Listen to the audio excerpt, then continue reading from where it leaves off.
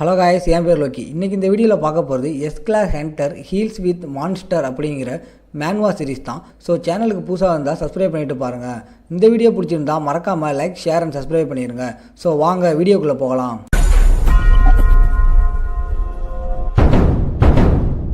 Story ஸ்டார்டிங்லேயே ஒரு illegal கைமேரா லேபில் நம்ம எம்சி அவன் ஒரு பவர்ஃபுல் எஸ் ரேங்க் கைமேரா பேர் நம்பர் 17 இப்போது சரியாக வேலை செய்யலைன்னு சயின்டிஸ்ட் கண்டுபிடிச்சிடுறாங்க. இவன் இனிமேல் யூஸ் இல்லைன்னு முடிவு பண்ணி அவனை தூக்கி எறியறதுக்காக சில ஹண்டர்ஸ் கூட சேர்த்து டீமன் வேர்ல்டுக்கு அனுப்பிடுறாங்க. அவங்கள பாதுகாக்கிறது தான் அவனோட வேலை. ஆனால் அவன் திரும்ப வரக்கூடாதுன்னு கண்டிஷன் போடுறாங்க. அந்த டீமன் வேர்ல்டில் ஏகப்பட்ட மான்ஸ்டர்ஸ் தாக்குது. ஆனால் 17 அசால்ட்டாக எல்லாத்தையும் அழித்து அந்த ஹண்டர்ஸை காப்பாற்றுறான். மிஷின் முடிஞ்சு அந்த கேட் மூட ஆரம்பிக்கும் போது பிளான் பண்ணபடியே ஹண்டர்ஸ் அவனை அங்கேயே விட்டுட்டு போயிடுறாங்க. இதுக்கு மேலே எந்த ஆர்டரும் இல்லை, உடம்பும் சரியாக வேலை செய்யலை. அப்போது 17க்கு அவனோட பழைய மனுஷ ஞாபகங்கள் வருது. அவன் ஒரு அனாதை. அவனை கடத்தி கொண்டு வந்து 500க்கும் மேலே மான்ஸ்டர் செல்களை ஊசி போட்டு அவனை ஒரு கைமேராவாக மாற்றிடுறாங்க. அவன் உசுறு போகிற நேரத்தில் அவனோட கோர் ஒரு பெரிய வெடி விபத்தை உண்டாக்குது. ஆனால் ஒரு பெரிய ட்விஸ்டாக நம்பர் 17 மறுபடியும் பிறக்கிறான். ஒரு மான்ஸ்டரா இல்லை, அவனோட பழைய மனுஷ உருவத்தில் மறுபடியும் பிறக்கிறான். 17க்கு என்ன நடந்ததுன்னே புரியாமல் ஆச்சரியத்தில் இருக்கான். அவனுக்குள்ளே இருந்த மான்ஸ்டர் செல்கள் இன்னும் ஆக்டிவாக இருக்கிறத அவன் உணர்றான். அப்படின்னா அவன் ஒரு சாதாரண மனுஷன் இல்லை. லேப் அவனை யூஸ் பண்ணி முடிச்சிட்டாங்க. அதனால தான் அவனை திரும்ப கூப்பிட வரலைன்னு அவன் புரிஞ்சுக்கிறான். அவனோட உடம்புல ஏற்பட்ட மாற்றங்களோட அவனோட ஹேண்டில் இருந்த எக்ஸ்பெரிமெண்ட் நம்பரும் காணாமல் போயிருச்சு. 17 நம்புறான். அவனோட உடம்புல இருந்த ஃபோனிக்ஸ் டைப் மான்ஸ்டர்களோட எனர்ஜியால் தான் அவனால் திரும்ப வர முடிஞ்சதுன்னு. அந்த ஃபீனிக்ஸோட கோர் அழியாத வரைக்கும் அதனால் 3 தடவை உயிர் பிழைக்க முடியும். ஆனால் ஃபீனிக்ஸ் பறவை மனுஷ செல்களோட இணையாதுன்னு ஒரு பேச்சு இருக்குது. அதனால் இவனோட கேஸ் ஒரு ஸ்பெஷல் கேஸ்ன்னு தெரியுது. லேப் அவனை கட்டுக்குள்ளே வைக்க செஞ்ச எல்லா விஷயங்களுக்கும் இப்போ முழுசாக காணாமல் போயிருச்சுன்னு 17 புரிஞ்சுக்கிறான். நம்பர் 17 அவனோட வாழ்க்கை முடிஞ்சதால் அவன் ஒரு சாதாரண மனுஷனாக வாழணும்னு நினைக்கிறான். ஒரு புது வாழ்க்கையை ஆரம்பிக்கிறதுக்காக அவனுக்கு ஒரு பேரை யோசிக்கிறான். கடைசியில் சியான் டன்னு முடிவு பண்ணுறான். சியான் முதல்ல பழி வாங்கலாம்னு நினைக்கிறான். ஆனால் யாரை பழி வாங்கணும்னு அவனுக்கு தெரியாததால் அந்த யோசனையை கைவிட்டுறான். இருந்தாலும் என்னைக்காவது ஒரு நாள் அவனோட டார்கெட்டுகளை அவன் சந்திப்பான்னு நம்பிக்கையாக இருக்கான். அப்போதான் சியான் கிட்ட உடம்புல துணி இல்லையேன்னு அவனுக்கு தெரிய வருது. மனுஷனா மாறுறதுக்கு முதல் படி துணி வாங்குறது தான்னு அவன் புரிஞ்சுக்கிறான். அவன் அந்த டீமன் வேர்ல்டில் நடக்க ஆரம்பிக்கிறான். கொஞ்ச நேரத்தில் ஒரு ரிவரை பார்க்குறான். அது யூஸ் ஆகும்னு நினைக்கிறான். சுற்றி முற்றி பார்க்கும்போது திடீர்னு விஷத்தால் செத்துப்போன ஒரு பறவை மான்ஸ்டரை பார்க்குறான். அவனுக்கு லெதர் தேவைப்பட்டதால் அந்த பறவையோட தோலை போதும்னு முடிவு பண்ணுறான். அவன் தன் கையை ஒரு கத்தியாக மாற்றுறான். லேபில் கற்றுக்கிட்ட வித்தையை வச்சு அந்த பறவையோட தோலை உரிக்க ஆரம்பிக்கிறான். அவன் கத்திய அந்த பறவையோட தோல்ல இறக்குனதும் ஒரு பெரிய பாய்சன் கேஸ் காத்துல பரவுது. இருந்தாலும் சியான் விடாம தோலை உரிக்கிறான். கடைசியா அந்த செத்த பறவையை மொட்டையாக்கிறான். இப்போ அவன்கிட்ட துணியா யூஸ் பண்ண ஒரு பெரிய தோல் இருக்கு. ஆனா அந்த தோல் ரொம்ப ஸ்டிஃபா இருக்கிறத பார்த்து ஏமாந்து போறான். அது மட்டும் இல்லாம அது பதப்படுத்தாம ட்ரீட்டடா இருக்கு. அப்போதான் அவனுக்கு ஞாபகம் வருது தன்னாலேயே அந்த தோலை பதப்படுத்த முடியும்னு. உடனே அந்த வேலையில இறங்கி அந்த தோல் மென்மையாகிற வரைக்கும் அதை போட்டு அடிக்கிறான். தான் செஞ்சதை பார்த்து ஷியான் பெருமைப்படுறான். கொஞ்சம் கூட டைம் வேஸ்ட் பண்ணாம அந்த தோலை ஒரு ஷேப்புக்கு வெட்ட ஆரம்பிக்கிறான். அவன் இதை செஞ்சிட்டு இருக்கும் போது அந்த பறவை திடீர்னு அவனுக்கு பின்னாடி உயிரோட எழுந்திருக்குது. அவன் தன் கைகளாலே அந்த தோலை கிழிச்சு அவனுக்கு வேணுங்கிற கேவ்மேன் கிளாத் மாதிரி மாத்துறான். அந்த தோல்ல இருந்த விஷம் இன்னும் முழுசா போகலைன்னு அவன் கவனிக்கிறான். ஆனா அதை சரி பண்ண அவனுக்கு சோம்பேறித்தனமா இருக்கு. அதனால அப்படியே இருக்கட்டும்னு விட்டுறான். அப்போ அந்த பறவையோட சத்தம் கேட்குது. அவன் திரும்பி பார்க்கும்போது அந்த பறவை உண்மையிலேயே சாகலைன்றத அதிர்ச்சி அவனுக்கு கிடைக்குது. சியான் அந்த பறவை அவன் சொல்றதுக்கு ஏத்த மாதிரி நகர்றத கவனிக்கிறான். அப்ப அதுக்கு அவன் சொல்றது புரியுமோன்னு நினைக்கிறான். அந்த பறவை ஏற்கனவே சாவறதுக்கான எல்லா அறிகுறிகளையும் காட்டுது. ஆனா ஏதோ அது இன்னும் சாகாம உயிரோட இருக்கிறதுக்கு ஷியானுக்கு ஆச்சரியமா இருக்கு. ரொம்ப யோசிக்காம இதுவும் ஒரு வகையான இம்மோர்டல் டைப் கொண்ட மான்ஸ்டர்னு அவன் புரிஞ்சுக்கிறான். அவனோட பழைய நம்பர் 17 உருவமா இருந்திருந்தா யோசிக்காம அந்த பறவையை கொண்டிருப்பான். ஆனா இப்போ அந்த பறவை நகர முடியாத அளவுக்கு ரொம்ப வீக்கா இருக்கிறதால அதை கொல்ல தேவையில்லைன்னு நினைக்கிறான். 2 பேருமே அதிர்ஷ்டசாலியான ஜீவன்கன்னு அவன் நினைக்கிறான். அதனால அவன் எப்படி அவனோட 2வது வாழ்க்கையை நல்லா வாழணும்னு பிளான் பண்றானோ அதே மாதிரி அந்த பறவையை நல்லா வாழ சொல்லி உற்சாகப்படுத்துறான். அவன் நடந்து போகும்போது விதி இருந்தா நாம எங்கேயாவது மறுபடியும் சந்திக்கலாம்னு ஷியான் சொல்றான். அவனோட துணி பிரச்சனை தீர்ந்ததும் அடுத்ததா அவனுக்கு ஒரு வீடு கட்டணும்னு அவன் யோசிக்கிறான். ஷியான் சுத்தி இடம் தேட ஆரம்பிக்கிறான். முதல்ல ஒரு குகையை பார்க்கறான். அங்க ஒரு பெரிய பூரான் மாதிரி இருக்க மான்ஸ்டர்ஸை பார்க்கறான். இப்படி ஒரு இருட்டான இடத்துல வாழ அவனுக்கு விருப்பம் இல்லாதால அந்த இடத்தை விட்டு கிளம்பிடுறான். ஆனா கிளம்புறதுக்கு முன்னாடி அந்த மான்ஸ்டரோட தலையை எடுத்துறான். குகையிலிருந்து வெளியே வந்து அவன் பனிமலையில இருக்கிற இடத்துக்கு போறான். அங்க சில ஐஸ் மான்ஸ்டர்ஸை பார்க்கறான். ஆனா அதங்களை ஈஸியா காலி பண்ணிடுறான். பனிமலையில சாப்பாடு கண்டுபிடிக்கிறது ரொம்ப கஷ்டம்னு நினைச்சு இந்த இடமும் வேணாம்னு முடிவு பண்றான். அவனோட சரியான வீட்டுக்கான தேடலை தொடர்றான். ரொம்ப முயற்சிக்கு பிறகு கடைசியா அவனுக்கு பிடிச்ச மாதிரி ஒரு இடத்தை கண்டுபிடிக்கிறான். அந்த இடத்துல ஒரு ஏரி இருக்கு. பச்சை பசேல்னு செடி கொடிங்க சுத்தி ஒரு மலைத்தொடர். அந்த ஏரியை செக் பண்ணி பார்க்கும்போது அதுல நிறைய மீன்கள் இருக்கிறத பார்க்கறான். அந்த சாப்பாட்டுக்கு யூஸ் பண்ணிக்கலாம். ஒரு வீடு கட்டுறதுக்கு தேவையான எல்லாமே அந்த இடத்துல இருக்கு. அதனால இதுக்கு மேல யோசிக்காம இங்கேதான் தன்னோட புது வீட்டை கட்டணும்னு ஷியான் முடிவு பண்றான். இதே நேரத்துல வேற ஒரு இடத்துல ஒரு மெக்கானிக்கல் டைப் கைமேரா டீமன் வேல்ல வந்து மாட்டிக்கிடுச்சு. ஷியான் அந்த இடத்துல வீடு கட்ட முடிவு பண்ணதால ஒரு நல்ல இடமா பார்த்து தன்னோட கையை நீளமா கூர்மையான கத்திகளால மாத்திக்கிறான். ஒரே வீச்சில் மரங்களை வெட்டி சாய்த்து அதை அடுக்கி வைக்கிறான். வீடோட அஸ்திவார மரங்களை தரையில வைக்கும் போது தரை மேடு பள்ளமா இருக்கிறத கவனிக்கிறான். அதனால அந்த இடத்தை சமமாக்குறான். இதை முடிச்சதும் மரங்களை தூக்கிட்டு வந்து வீட்டோட 4 மூலைகளும் தூண்களா ஊன்றான். அதுக்கப்புறம் வீடோட தரைக்கு பலகைகளை பதிக்கிறான். சுவத்துக்காக அவன் கிட்ட ஆணி இல்ல. அதனால நத்த மாதிரி இருக்கிற மான்ஸ்டர்களோட ஸ்லிம் யூஸ் பண்றான். அந்த ஸ்லைம் காஞ்சா ரொம்ப சாலிடா ஆயிடும். ஆனா அது வாட்டர் ப்ரூஃபா இருக்குமான்னு அவனுக்கு தெரியல. பினிஷிங் டச்சுக்காக பட்டுப்புழுவோட கூட்டில் இருந்து வர நூலை யூஸ் பண்றான். ஷியான் அவன் கட்டின வீட்டை பார்த்து சந்தோஷப்படுறான். ஆனா ஏதோ ஒண்ணு குறையிற மாதிரி அவனுக்கு தோணுது. மற்ற மனுஷங்க வீட்டுல இருக்கிற மாதிரி இவன் கிட்ட என்ன இல்லைன்னு யோசிக்க ஆரம்பிக்கிறான். ஒரு கார்டன் இல்லைன்னா ஒரு நாய் வளர்க்கலாம்னு யோசிக்கிறான். ஆனா இந்த டீமன் வேர்ல்டுல நாய் வளர்க்க முடியாதுன்னு அந்த யோசனையை கைவிடுறான். அதனால ஒரு காய்கறி தோட்டம் போடலாம்னு முடிவு பண்றான். ஆனா இதுலயும் அவனுக்கு ஒரு குழப்பம். இந்த டீமன் வேர்ல்ட்ல வளரக்கூடிய ஏதாவது ஒன்ன பத்தி அவன் யோசிக்கணும். திடீர்னு அவனுக்கு பக்கத்துல இருக்கிற பனிமலையில மான்ட்ரோகோரான்னு ஒரு செடி கிடைக்கும்னு அவனுக்கு தோணுது. உடனே ஷியான் அந்த மான்ட்ரோகோரா இருப்பிடமான பனிமலைக்கு கிளம்புறான். அங்கதான் டீமான் எனர்ஜி ரொம்ப அதிகமா இருக்கும். அந்த மலையில இருக்கிற அடர்த்தியான பனி அவனை சின்ன வயசுல கடத்தி லேபுக்கு கொண்டு போனதை ஞாபகப்படுத்துது. அவன் எவ்வளவோ வலியை அனுபவிச்சிருந்தாலும் ஒரு கைமேராவா மாறுனதுல சில நன்மைகள் இருக்கிறத அவனால மறுக்க முடியல. ஒரு கைமேராவா இருக்கிறதோட நன்மைகள் என்னன்னா அவனுக்கு குளிர பத்தியோ இல்ல பசிய பத்தியோ கவலைப்பட தேவையில்லை. கொஞ்ச நேரத்துல மான்ட்ரோகோரா செடிகள் இருக்கிற தோட்டத்தை கண்டுபிடிக்கிறான். இந்த மான்ட்ரோகோரா செடிங்க ரொம்ப ஸ்ட்ரெஸ் சென்சிட்டிவ் ஆனவை. அது ஒரு சன்ஃபிஷ் மான்ஸ்டர் மாதிரி. அதாவது சின்னதா சுற்றுப்புற சூழல் மாறினா கூட அதுங்க செத்து போயிடும். அவன் இந்த மான்ட்ரோகோரா செடிகளை இடம் மாத்த பிளான் பண்றதால அதுல சின்னதா எளிதா பழக்கப்படுத்தக்கூடிய செடிகளை தேர்ந்தெடுப்பதுதான் சரின்னு நினைக்கிறான். முதல் வேலையா அதோட வேர்களை நீக்கிறான். அப்புறம் அதை பிடுங்கும் போது அதுங்க பயங்கரமா கத்தும். அதனால காதை மூடிக்கலாம்னு நினைக்கிறான். ஒரு மான்ட்ரோகோராவை பிடுங்குறான். ஆனா ஆச்சரியமா அது அமைதியா இருக்கு. இது ஏதோ தற்செயலா நடந்திருக்குன்னு நினைச்சு இன்னொன்னு பிடுங்குறான். ஆனா அதுவும் அதே மாதிரி அமைதியா இருக்கு. உண்மையிலேயே அந்த மான்ட்ரோகோரா செடிங்க நல்லா தூங்கிட்டு இருக்கு. எதை பத்தியும் கவலைப்படல. அவன் இன்னும் நிறைய பிடுங்குறான். ஆனா ஒண்ணு கூட அவன் எதிர்பார்த்த மாதிரி கத்தல. பொதுவா மனுஷங்க செயற்கையா இந்த செடிகளை வளர்க்கும் போதுதான் அதுங்க கத்தும். மனுஷங்க வேர்ல்டுல டீமன் எனர்ஜி கம்மியா இருக்கிறதால அதுங்க எப்பவுமே ஸ்ட்ரெஸ்ல இருக்கும். அதனாலதான் நகரம் மாதிரி கத்தும். அதங்களை கட்டாயப்படுத்தி பிடுங்கினாலும் கத்தும். கடைசியா செத்து போயிடும். ஆனா இப்போ டீமன் வேல்ல இருக்கிறதால மான்ட்ரோகோராவுக்கு கத்த வேண்டிய அவசியமே இல்லை. இருந்தாலும் ஷியானுக்கு ஒரு குழப்பம். ஏன் இந்த செடிங்க அவன்கிட்ட இருந்து தப்பிச்சு ஓட முயற்சி பண்ணல? ஏன்னா குறைந்தபட்சம் அதுங்க ஓடவாது முயற்சி பண்ணியிருக்கணும். திடீர்னு அவனுக்கு ஒன்று புரியுது. அவனோட உடம்புலையும் மான்ட்ரோகோரா செல்கள் இருக்கு. அதனால அதுங்க இவனையும் தங்களில் ஒருத்தனா பாக்குதுங்க. இது ஒரு நல்ல விஷயம்னு அவன் நினைக்கிறான். ஏன்னா அவனுக்கு வேலை கம்மி. ஷியான் இப்போதே இந்த மான்ட்ரோகோராவை வளர்த்து டீ குடிக்கலாம், ஸ்நாக்ஸா சாப்பிடலாம்னு கற்பனை பண்ண ஆரம்பிச்சிட்டான். ஆனா அதுகிட்ட இருந்து பழங்களை கட்டாயப்படுத்தி எடுத்தா அதுங்க விஷமா மாறிடும். அதனால ஷியான் இந்த செடிங்களோட நம்பிக்கையை சம்பாதிக்க ஒரு வழியை கண்டுபிடிக்கணும்னு நினைக்கிறான். அப்போ அந்த இடத்துல சில ஹண்டர்ஸ் இருக்கிறத அவன் கவனிக்கிறான். இந்த ஆபத்தான பனிமலையில அவங்க என்ன பண்றாங்கன்னு தெரிஞ்சுக்க ஆர்வமா அவங்க கிட்ட போறான். இதே நேரத்தில் 2 ஹண்டர்ஸ் அவங்க கூட வந்தவங்க விட்டுட்டு போனதால ஒரு பி ரேங்க் முயல் மான்ஸ்டர் கூட்டத்துக்கிட்ட மாட்டிக்கிட்டு இருக்காங்க. அந்த 2 ஹண்டர்ஸும் அவங்களோட பேரியர் எனர்ஜியால ஓரளவுக்கு தப்பிச்சிட்டு இருக்காங்க. ஆனா அதுவும் உடையிற நிலைமையில இருக்கு. அவங்க 2 பேரும் மற்ற வேலையெல்லாம் விட்டுட்டு ஏன்டா ஹண்டர் வேலைக்கு வந்தவங்கன்னு வருத்தப்பட ஆரம்பிக்கிறாங்க. அவங்க சாக போற கடைசி நேரத்துல திடீர்னு ஏதோ ஒண்ணு எங்கிருந்தோ வந்து அவங்களுக்கு முன்னாடி தரையில விழுது.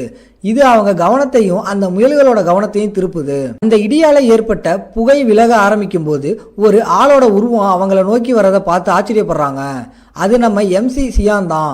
சியான் பார்க்குறான் அந்த மான்ஸ்டருங்க ஸ்னோ பனிஸ் அந்த முயல்கள் அவனோட உடம்புல இருந்து வர ஆறாவை உணர்ந்ததும் பயத்துல அங்கிருந்து காத்துல கரைஞ்ச மாதிரி காணாம போயிடுது. பி ரேங்க் மான்ஸ்டருங்க சியானை பார்த்ததும் ஓடி போனதை அந்த ஹண்டர்ஸால நம்பவே முடியல. அவங்க 2 பேரும் தங்களை காப்பாத்தினதுக்கு சியானுக்கு நன்றி சொல்லி அவங்கள அறிமுகப்படுத்திக்கிறாங்க. அவனும் அவனோட பேரை சொல்றான். ஆனா ஹண்டர்ஸுக்கு ரொம்ப குழப்பமா இருக்கு. ஏன்னா அவங்க இப்படி ஒரு விசித்திரமான பேரை இதுக்கு முன்னாடி கேட்டதே இல்லை. சியான் அந்த ஹண்டர்ஸ் கிட்ட கேட்குறான், நீங்க ஏன் இந்த டீமன் வேர்ல்டுக்கு வந்தீங்க? ஏன்னா அவங்கள பார்த்தாலே தெரியுது அவங்க லோ ரேங்க் ஹண்டர்ஸ்னு. அவங்க பணத்துக்காக தான் வந்ததா ஒத்துக்கிறாங்க. அதாவது ஒரு கைமேராவை உயிருடன் பிடிக்கிற ஒரு டாஸ்க் வந்துச்சான். அதுக்கு தரதா சொன்ன பரிசு தொகை ரொம்ப ஆசை காட்டுற மாதிரி இருந்துச்சான். அவங்க கைமேரான்னு சொன்னதும் சியான் உஷாராகிறான். ஒருவேளை அவங்க தன்னை பத்தி தான் பேசுறாங்களான்னு நினைக்கிறான். அப்போ அந்த ஹண்டர் சொல்றாங்க, அந்த கைமேரா ஒரு லேப்ல இருந்து தப்பிச்சு வந்துச்சு. அது ஒரு மெக்கானிக்கல் டைப் கைமேரான்னு சொல்றாங்க. அவன் ஒரு மெக்கானிக்கல் டைப் இல்லைன்றதால அவனுக்கு எந்த கவலையும் இல்லைன்னு புரிஞ்சுக்கிறான்.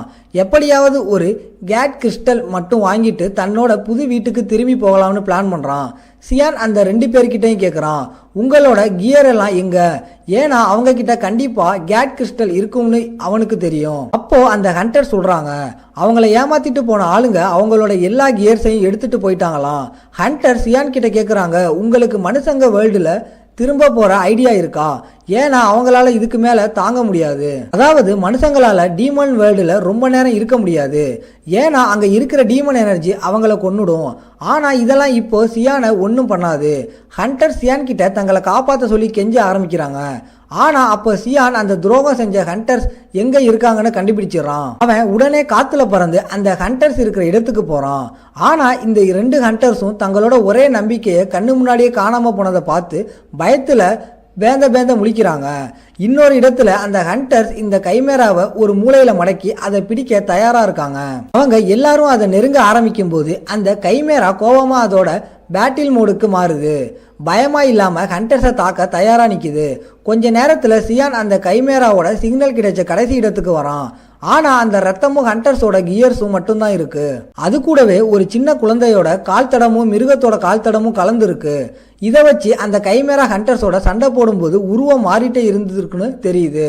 அந்த கைமேரா லிக்விட் மெட்டலால செஞ்சதால அதால ஈஸியா உருவம் மாற முடியும். ஆனா அதை செய்ய யூஸ் பண்ண மெட்டீரியல் ரொம்ப அரிதானது. அதனால தான் அதை ஒரு சின்ன குழந்தை இல்லைன்னா ஒரு நாய் சைஸுக்கு செஞ்சிருக்காங்க. சியான் ஆச்சரியப்படுறான். அந்த கைமேரா அதை துரத்திட்டு வந்த 5 பி ரேங்க் ஹண்டர்ஸையும் சமாளிச்சிருக்கு. இன்னொரு பக்கம் அந்த 2 ஹண்டர்ஸும் தங்களோட கடைசி நேரத்தில் இருக்காங்க. அதுல ஒருத்தனுக்கு சீக்கிரமா குழந்தையே பிறக்க போகுதான். அவங்க சாவு நிச்சயம்னு நினைக்கும் போது சியான் அவங்களோட கியர்ஸ் எல்லாத்தையும் தான் முதுகுல தூக்கிட்டு அங்க வரான். ஹண்டர்ஸ் அவங்கள தங்களை காப்பாற்ற சொல்லி கெஞ்சுறாங்க. அவன் அவங்கள கண்டுக்காம போகலாம்னு நினைக்கும் போது அவங்க கிட்ட கேட் கிறிஸ்டல் இல்லைன்னு அவனுக்கு ஞாபகம் வருது. ஒரு ஹண்டர் 2 மில்லியன் வான் பணத்தை எடுக்கிறான். சியான் கிட்ட கிறிஸ்டல் இருந்தா அதை வாங்கிக்க தயாரா இருக்கிறதா சொல்றான். அவங்க டீமன் வேர்ல்டு விட்டு சீக்கிரமா வெளியே போகலன்னா செத்துடுவாங்கன்னு நல்லா தெரியுது. சியான் அந்த கேட் கிறிஸ்டலுக்கு இவ்வளவு பணம் தராங்களான்னு ஆச்சரியப்படுறான். ஆனா அவனுக்கு அந்த பணம் உண்மையிலேயே தேவையில்லை. இருந்தாலும் என்னைக்காவது மனுஷங்க வேர்ல்டுக்கு போகும்போது தேவைப்படும் நினைச்சு அந்த பணத்தை வாங்கிக்க சம்மதிக்கிறான். சியான் அவங்களுக்காக ஒரு கேட்டை திறக்கிறான். அந்த ஹண்டர் அவனுக்கு தலைவணங்கி இந்த ஹெல்ப்பை வாழ்நாயில மறக்க மாட்டேன்னு சொல்றான். அந்த ஹண்டர் தன்னோட சோர்வான ஃப்ரெண்டையும் கூட்டிட்டு கிளம்புறான். அப்ப சியான் சொல்றான், கேட் ஸ்டோன் எப்பவுமே 2 லட்சம் தானே இருக்கும்னு. ஆனா அந்த ஹண்டர் சொல்றான், விலையெல்லாம் எப்போவே மாறிடுச்சுன்னு. சியான் ஏன் இதை பத்தி கேட்குறான்னு அந்த ஹண்டர் கேட்கும்போது அவங்க கிட்ட அதிகமா காசு வாங்கிட்டோம்னு ஒரு மாதிரின்னு இருக்குன்னு சியான் சொல்றான். அந்த குற்ற உணர்ச்சியை போக்க அவங்களுக்கு பதிலுக்கு ஏதாவது செய்ய முடிவு பண்றான். அவன் அந்த சோர்வான ஹண்டரோட தோல் மேல கை வச்சு தன்னோட மனாவை அவனோட உடம்புக்குள்ள செலுத்துறான். இதை பார்த்து மற்ற ஹண்டர்ஸுக்கு ஒரே அதிர்ச்சி. இந்த டெக்னிக் ரொம்ப ஆபத்தானது. ஏ ரேங்க் ஹண்டர்ஸ் கூட இதை செய்ய யோசிப்பாங்க. ஏன்னா 2 பேரோட மானாவும் ஒன்னோட ஒன்று மோதி சிக்கிக்கிட்டா அவங்களோட மானா ஹோல்ஸ் வெடிச்சு சாவுல முடிஞ்சிடும். ஹண்டர் சியான் தோத்துடுவான்னு எல்லாரும் சாக போறான்னு நினைச்சாங்க. ஆனா அவங்க ஆச்சரியப்படுற அளவுக்கு அவன் அதை செஞ்சு முடிச்சிட்டான். உடம்புல ஏறின டீமன் எனர்ஜியையும் சுத்தப்படுத்திட்டான். ஹண்டர்ஸ் 2 பேரும் செத்து பொழைச்ச மாதிரி ஒருத்தர் கட்டிப்பிடிச்சிக்கிட்டாங்க. அவங்களுக்கு ஹெல்ப் செஞ்சதும் சியான் கிளம்ப வேண்டிய நேரம் வந்துருச்சுன்னு நினைக்கிறான். அவங்க 2 பேரும் அவனுக்கு நன்றி சொல்லிட்டு இவனோட மானா எவ்வளவு பவர்ஃபுல்லா இருந்தா இவ்வளவு ஈஸியா இன்னொருத்தருக்கு மானாவை பாஸ் பண்ண முடியும்னு ஆச்சரியப்படுறாங்க. ஹண்டர்ஸ் போனதுக்கு அப்புறம் அவன் வீட்டுக்கு திரும்புகிறான். அவனோட பயணம் நல்லபடியாக போனதில் அவனுக்கு சந்தோஷம். மாண்ட்ராகோரா செடிங்க எல்லாம் முழிச்சுக்கிட்டதா பார்க்குறான். அதுங்களை நடவு செய்ய வேண்டிய நேரம் வந்துருச்சுன்னு நினைக்கிறான். தரையில் ஒரு இடமா பார்த்து மாண்ட்ராகோரா செடிகளை நடுறான். ஆனால் அதுங்க ஏதோ சோகமாக இருக்கிற மாதிரி தெரியுது. சியானுக்கு ஒன்றும் புரியலை. அதுங்களுக்கு கொஞ்சம் மானா கொடுத்து பார்க்குறான். அப்போ அதுங்க மூடு மாறுது. சியானுக்கு அப்போ தான் நிம்மதியாக இருக்குது. இதே நேரத்தில் அந்த மெக்கானிக்கல் கைமேரா அவனுக்கு பின்னாடி ஒரு புதருக்குள்ளே ஒளிஞ்சிட்டு இருக்கு. சியானால் அந்த கைமேராவோட எனர்ஜியை உணர முடியுது. ஆனால் அதுவாக கனெக்ட் ஆகுற வரைக்கும் நாம் எதுவும் செய்யக்கூடாதுன்னு சியான் முடிவு பண்ணுறான். சியான் வீட்டுக்குள்ளே போகிறான். ஹண்டர்ஸ் கிட்ட இருந்து வாங்கின எல்லாத்தையும் கொட்டுறான். அதில் பணமும் இருக்குது. அதில் ஒரு போர்ட்டபிள் பர்னர், 8 கேட் ஸ்டோன் மாத்து துணிங்க, அப்புறம் ஸ்லீப்பிங் பேக்ஸ் இருக்குது. சியானுக்கு இதெல்லாம் கிடைச்சதில் சந்தோஷம். ஏன்னா இது எல்லாமே அவனுக்கு தேவையானது. அதிர்ஷ்டவசமாக அந்த பேக்கில் டாப் ராமன் நூடுல்ஸும் இருக்குது. கடைசியாக எப்போ டாப் ராமன் சாப்பிட்டோம்னு அவன் யோசிக்கிறான். அனாத ஆசிரமத்தில் இருக்கும்போது சாப்பிட்டது. அவனுக்கு பசியாக இருக்கிறதால அவனுக்காக டாப் ராமன் செய்ய முடிவு பண்ணுறான். டாப் ராமன் பாக்கெட்டில் இருக்கிற இன்ஸ்ட்ரக்ஷன் படி ஒரு பாத்திரத்தை எடுத்துட்டு தண்ணி எடுக்க வெளியே போகிறான். ஆனால் தண்ணியில் இருந்து ஒரு ஃபிஷ் பறந்து அவனை தாக்குது. அவனுக்கு டாப் ராமன் செய்ய வேற சில பொருட்களும் தேவைப்படுறதால அதை ஒரே அடியாக அடித்து கொன்று அந்த பாத்திரத்துக்குள்ளே மீனை போடுறான். டாப் ராமனில் சேர்க்க இன்னும் சில பொருட்களை தேடுறான். காட்டு முட்டைகள், வெங்காயத்துக்கு பதிலாக சில மூலிகைகள் எல்லாத்தையும் கண்டுபிடிச்சு பாத்திரத்துக்குள்ளே போடுறான். இதே நேரத்தில் அந்த மெக்கானிக்கல் கைமேரா இதெல்லாம் பார்த்துட்டு இருக்கு. அதுக்கு பசியில் வயிறு கத்துது. சியான் கேஸ் ஆன் பண்ணி டாப் ராமனை செய்ய ஆரம்பிக்கிறான். ஆனால் அந்த டாப் ராமன்லேருந்து வர பயங்கரமான வாடை மாண்ட்ராகோரா செடிங்களை சாகடிக்கிற அளவுக்கு இருக்குது. அந்த சாப்பாடு பார்க்கவே ரொம்ப மோசமாக நாத்தம் அடித்தாலும் அந்த மெக்கானிக்கல் கைமேராவுக்கு அதை சாப்பிடணும்னு ரொம்ப ஆசையாக இருக்குது. அதனால் ஒரு சூப்பர் ஐடியா பண்ணி அது ஒரு நாய் மாதிரி உருவம் மாறுது. மனுஷங்களுக்கு நாய்களை பிடிக்கும். அதுவும் அடிப்பட்ட விலங்குகள் மேலே அவங்களுக்கு கருணை அதிகமாக இருக்கும்னு அது கத்திக்கிட்டு இருக்கு. அது ஒரு நாய் மாதிரி சியான் கிட்ட போகுது. ஆனால் சியானால் அது மெக்கானிக்கல் கைமேரா தானே ஈஸியாக உணர முடியுது. சியான் நிலைமையை பார்க்குறான். அந்த கைமேரா இன்னும் சின்ன குழந்தை மாதிரி இருக்குது. இப்போ தான் கற்றுக்குது. இந்த கைமேரா எப்படி லேப்ல இருந்து தப்பிச்சு இந்த டீமன் வேர்ல்டுக்கு வந்துச்சுன்னு அவன் யோசிக்கிறான். அந்த கைமேரா அவன் கூட சேர விரும்புறதால அவன் செஞ்ச அந்த கேவலமான டாப் ராமன் அதுக்கு தரான். 2 பேரும் ஒன்றா உட்காந்து சாப்பிட்றாங்க. இது சியானுக்கு அனாதாசிரமத்தில் அவனும் அவனோட ஃப்ரெண்ட்ஸும் டாப் ராமன் சாப்பிட்டதை ஞாபகப்படுத்துது. அவங்களோட அருமையான சாப்பாட்டை முடிச்சதுக்கு அப்புறம் சியான் அந்த கைமேரா கிட்ட சொல்கிறான், நீ கிளம்பலாம், நான் க்ளீன் பண்ணணும்னு. அந்த நாய் திரும்பி போகுது. ஆனால் அது போகும்போது சியான் அதை கூப்பிட்டு சொல்கிறான், நீ முதல்ல இடது காலில் தானே நொண்டிட்டு இருந்த. அந்த கைமேரா அதிர்ச்சி ஆகுது. நாம மாட்டிக்கிட்டோமோன்னு அதுக்கு தெரியுது. ஆனால் அது உடனே தன்னோட காலை மாற்றி தொடர்ந்து நொண்டியபடியே நடக்குது. கொஞ்ச நேரத்துக்கு அப்புறம் அவன் துணி துவைக்கலாம்னு முடிவு பண்ணி ஹண்டர்ஸ் கிட்ட இருந்து வாங்கின துணிகளை எடுக்கிறான். வாழ்க்கை பூரா இந்த தோல் துணியே போட்டுட்டு இருக்க முடியாது. நான் என்ன குகை மனுஷனா? அதனால் துணி துவைக்கணும்னு நினைக்கிறான். அவன் ஒரு சட்டையை பாறை மேலே வைக்கிறான். அவனுக்கு தெரிஞ்ச மாதிரி துணி துவைக்க ஆரம்பிக்கலாம்னு நினைக்கிறான். ஒரு சின்ன குச்சியை எடுத்து மெதுவாக அந்த சட்டை மேலே அடிக்கிறான். ஆனால் ஆச்சரியமாக அவனோட மெதுவான அடிக்கூட அந்த பாறையும் சட்டையும் உடைச்சி தூள் தூளாக்குது. ரொம்ப பலசாலியாக இருக்கிறதுல இப்படி ஒரு கஷ்டம் இருக்கேன்னு சியான் கடுப்பாகிறான். ஆனால் அவன்கிட்ட இன்னொரு சட்டை இருக்கிறதுல அவனுக்கு கொஞ்சம் ஆறுதல். ஆனால் அந்த மெக்கானிக்கல் கைமேரா இன்னும் அவனையே நோட்டம் விட்டுட்டு இருக்கிறத அவன் கவனிக்கிறான். அது அவன் கூட நேரடியாக பேசலனாலும் அது உருவத்தை மாற்றி மாற்றி தன்னை மறைச்சிக்கிட்டு அவனோட ஒவ்வொரு அசைவையும் கவனிக்குது. இதுவரைக்கும் பார்த்ததை வச்சு சியான் புரிஞ்சுக்கிறான், அந்த மெக்கானிக்கல் கைமேராவுக்கு 5 வயசுக்குள்ளே தான் இருக்கும். அது மட்டும் இல்லாமல் அது ஒரு ரோபோட் மாதிரி கொச்சையாக பேசுது. இது சின்ன கைமேராங்களுக்கு அறிவை கட்டாயப்படுத்தி திணிக்கும் போது வர ஒரு சைடு எஃபெக்ட்னு சியான் நினைக்கிறான். ரொம்ப கஷ்டப்பட்டு கடைசியாக அவன் துணி துவைச்சு முடிக்கிறான். துணியும் நல்லா வந்திருக்கு. ஆனால் துவைச்சி முடிச்சதுக்கு அப்புறம் தான் தெரியுது இந்த சட்டை அவனுக்கு ரொம்ப சின்னதுன்னு. இருந்தாலும் அதை தூக்கி எறியாமல் அதை ஒரு டிராஃபி மாதிரி கொடியில் காய போடலாம்னு முடிவு பண்ணுறான். இதுக்கப்புறம் மாண்ட்ராகோரா செடிங்க எப்படி இருக்குன்னு பார்க்கறதுக்கு தான் அடுத்த வேலைன்னு நினைக்கிறான். அவன் துணியை கொடியில் காய போட்டதும் அந்த மெக்கானிக்கல் கைமேரா அதை எடுத்து போட்டுக்குது. ஏன்னா மற்ற மனுஷங்க இப்படி செய்கிறத அதை பார்த்துருக்கு. அந்த சட்டை இனிமேல் தனக்கு சொந்தம்னு அந்த மெக்கானிக்கல் கைமேரா அறிவிக்குது. அந்த சட்டையை போட்டுக்கிறதுக்காக அது அழகான நீளமான முடியோட ஒரு சின்ன பொண்ணு மாதிரி உருவமாறுது. மாண்ட்ராகோரா செடிங்க பார்க்கும்போது சியானுக்கு அதுங்க ஏதோ விசித்திரமாக நடத்துக்கிற மாதிரி தெரியுது. செடிகளோட இலைகள் எல்லாம் வாடி போயிருக்கு. வேர்கள் வறண்டு போன மாதிரி இருக்கு. சியானுக்கு குழப்பமா இருக்கு. ஏன்னா அவன் தோட்டம் போடும்போது எல்லா காளைகளும் பிடுங்கிட்டான்.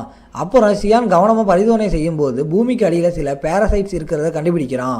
அதுங்க தான் அந்த மாண்ட்ராகோராவுக்கு தொல்லை கொடுத்துட்டு இருக்கு. சரியா செக் பண்ணாதது தன்னோட தப்பு தான். அதனால செடிங்க சாகர நிலைமைக்கு வந்துருச்சுன்னு அவன் ஃபீல் பண்றான். அதுங்களுக்கு ஒரு முறையான தோட்டம் கட்டணும்னு நினைக்கிறான். அது அவனோட வீடு அளவுக்கு பெருசா இருக்கணும். அவன் வேலையை ஆரம்பிக்கலாம்னு நினைக்கும் போது அந்த கைமேரா பொண்ணு அவன் முன்னாடி வந்து வணக்கம் சொல்றா. கைமேரா ஒரு பொண்ணு மாதிரி அவன்கிட்ட பேச முயற்சி பண்ணுறதை பார்த்து சியான் ஆச்சரியப்படுறான். அந்த பொண்ணு சியான் கிட்ட கேட்குறா, உனக்கு பின்னாடி இருக்கிறது உன் வீடானு. சியானும் ஆமான்னு சொல்கிறான். அப்பா அவள் கேட்குறா, நீ இங்கேயே பிறந்து வளர்ந்தவனா? நேட்டிவ் இதை கேட்டதும் சியான் அவளை கொஞ்சம் கலாய்க்கலாம்னு முடிவு பண்ணுறான். சியான் சொல்கிறான், ஆமாம் நான் இங்கே பிறந்தவன் தான், நீ எந்த ட்ரைபுன்னு கேட்குறான். அந்த பொண்ணு இந்த கேள்வியால் ஆடி போகிறான். ஆனால் கொஞ்சம் யோசிச்சுட்டு அவள் சொல்கிறா, நான் அந்த வாட்டர் ஃபால் அந்த பக்கம் இருந்து வரேன், அது ரொம்ப தூரம், அது எவ்வளவு தூரம்னா சியானால் அதை கண்டுபிடிக்கவே முடியாத அளவுக்கு தூரம்னு அவள் சொல்கிறா. சியான் அவளை இன்னும் கலாய்க்கிறதுக்காக, ஓ வாட்டர் ஃபால் பக்கத்தில் இருக்கிற அந்த கோகனட் ட்ரைப்ஸ்னு கேட்குறான். அந்த கைமேரா பொண்ணு உடனே ஆமாம் நான் கோகனட் ட்ரைப் தான்னு ஒத்துக்கிறா. ஷியான் அப்போ அவள் போட்டுக்கிற சட்டையை காட்டி இது என்னோடது மாதிரி தெரியுதுன்னு சொல்கிறான். அந்த பொண்ணு வாக்குவாதம் பண்ணுறா, எங்கள் ட்ரைபில் எங்களுக்கு கிடைக்கிற பொருள் எங்களுக்கு தான் சொந்தம். சியான் சரின்னு விட்டு கொடுத்து நீயே வச்சுக்கோன்னு சொல்கிறான். சியான் அவங்க கிட்ட கேட்குறான், நீ ஏன் இந்த இடத்துக்கு வந்த? அவ சொல்கிறா, என்ன ட்ரைப்ஸ் விட்டு துரத்திட்டாங்க, அதனால தான் உன்கிட்ட ஒரு ஹெல்ப் கேட்க வந்தேன். அந்த பொண்ணு சியான் கிட்ட சொல்கிறா, நான் உன் வீட்டில் தங்கிக்கலாமா, தயவு செஞ்சு சம்மதின்னு கெஞ்சிரா. சியான் ஒன்றும் தெரியாத மாதிரி வீட்டில் தங்குறதா, என்ன சொல்றான்னு கேட்குறான். அவ சொல்றா, இந்த இடம் பார்க்க பாதுகாப்பாக தெரியுது. சியானுக்கு புரியுது அவளுக்கு தங்க ஒரு இடம் வேணும்னு அவன் சம்மதிக்கிறான். ஆனால் ஒரு கண்டிஷன், நீ உன்னோட தகுதியை நிரூபிக்கணும். அந்த பொண்ணு சம்மதிக்கிறா.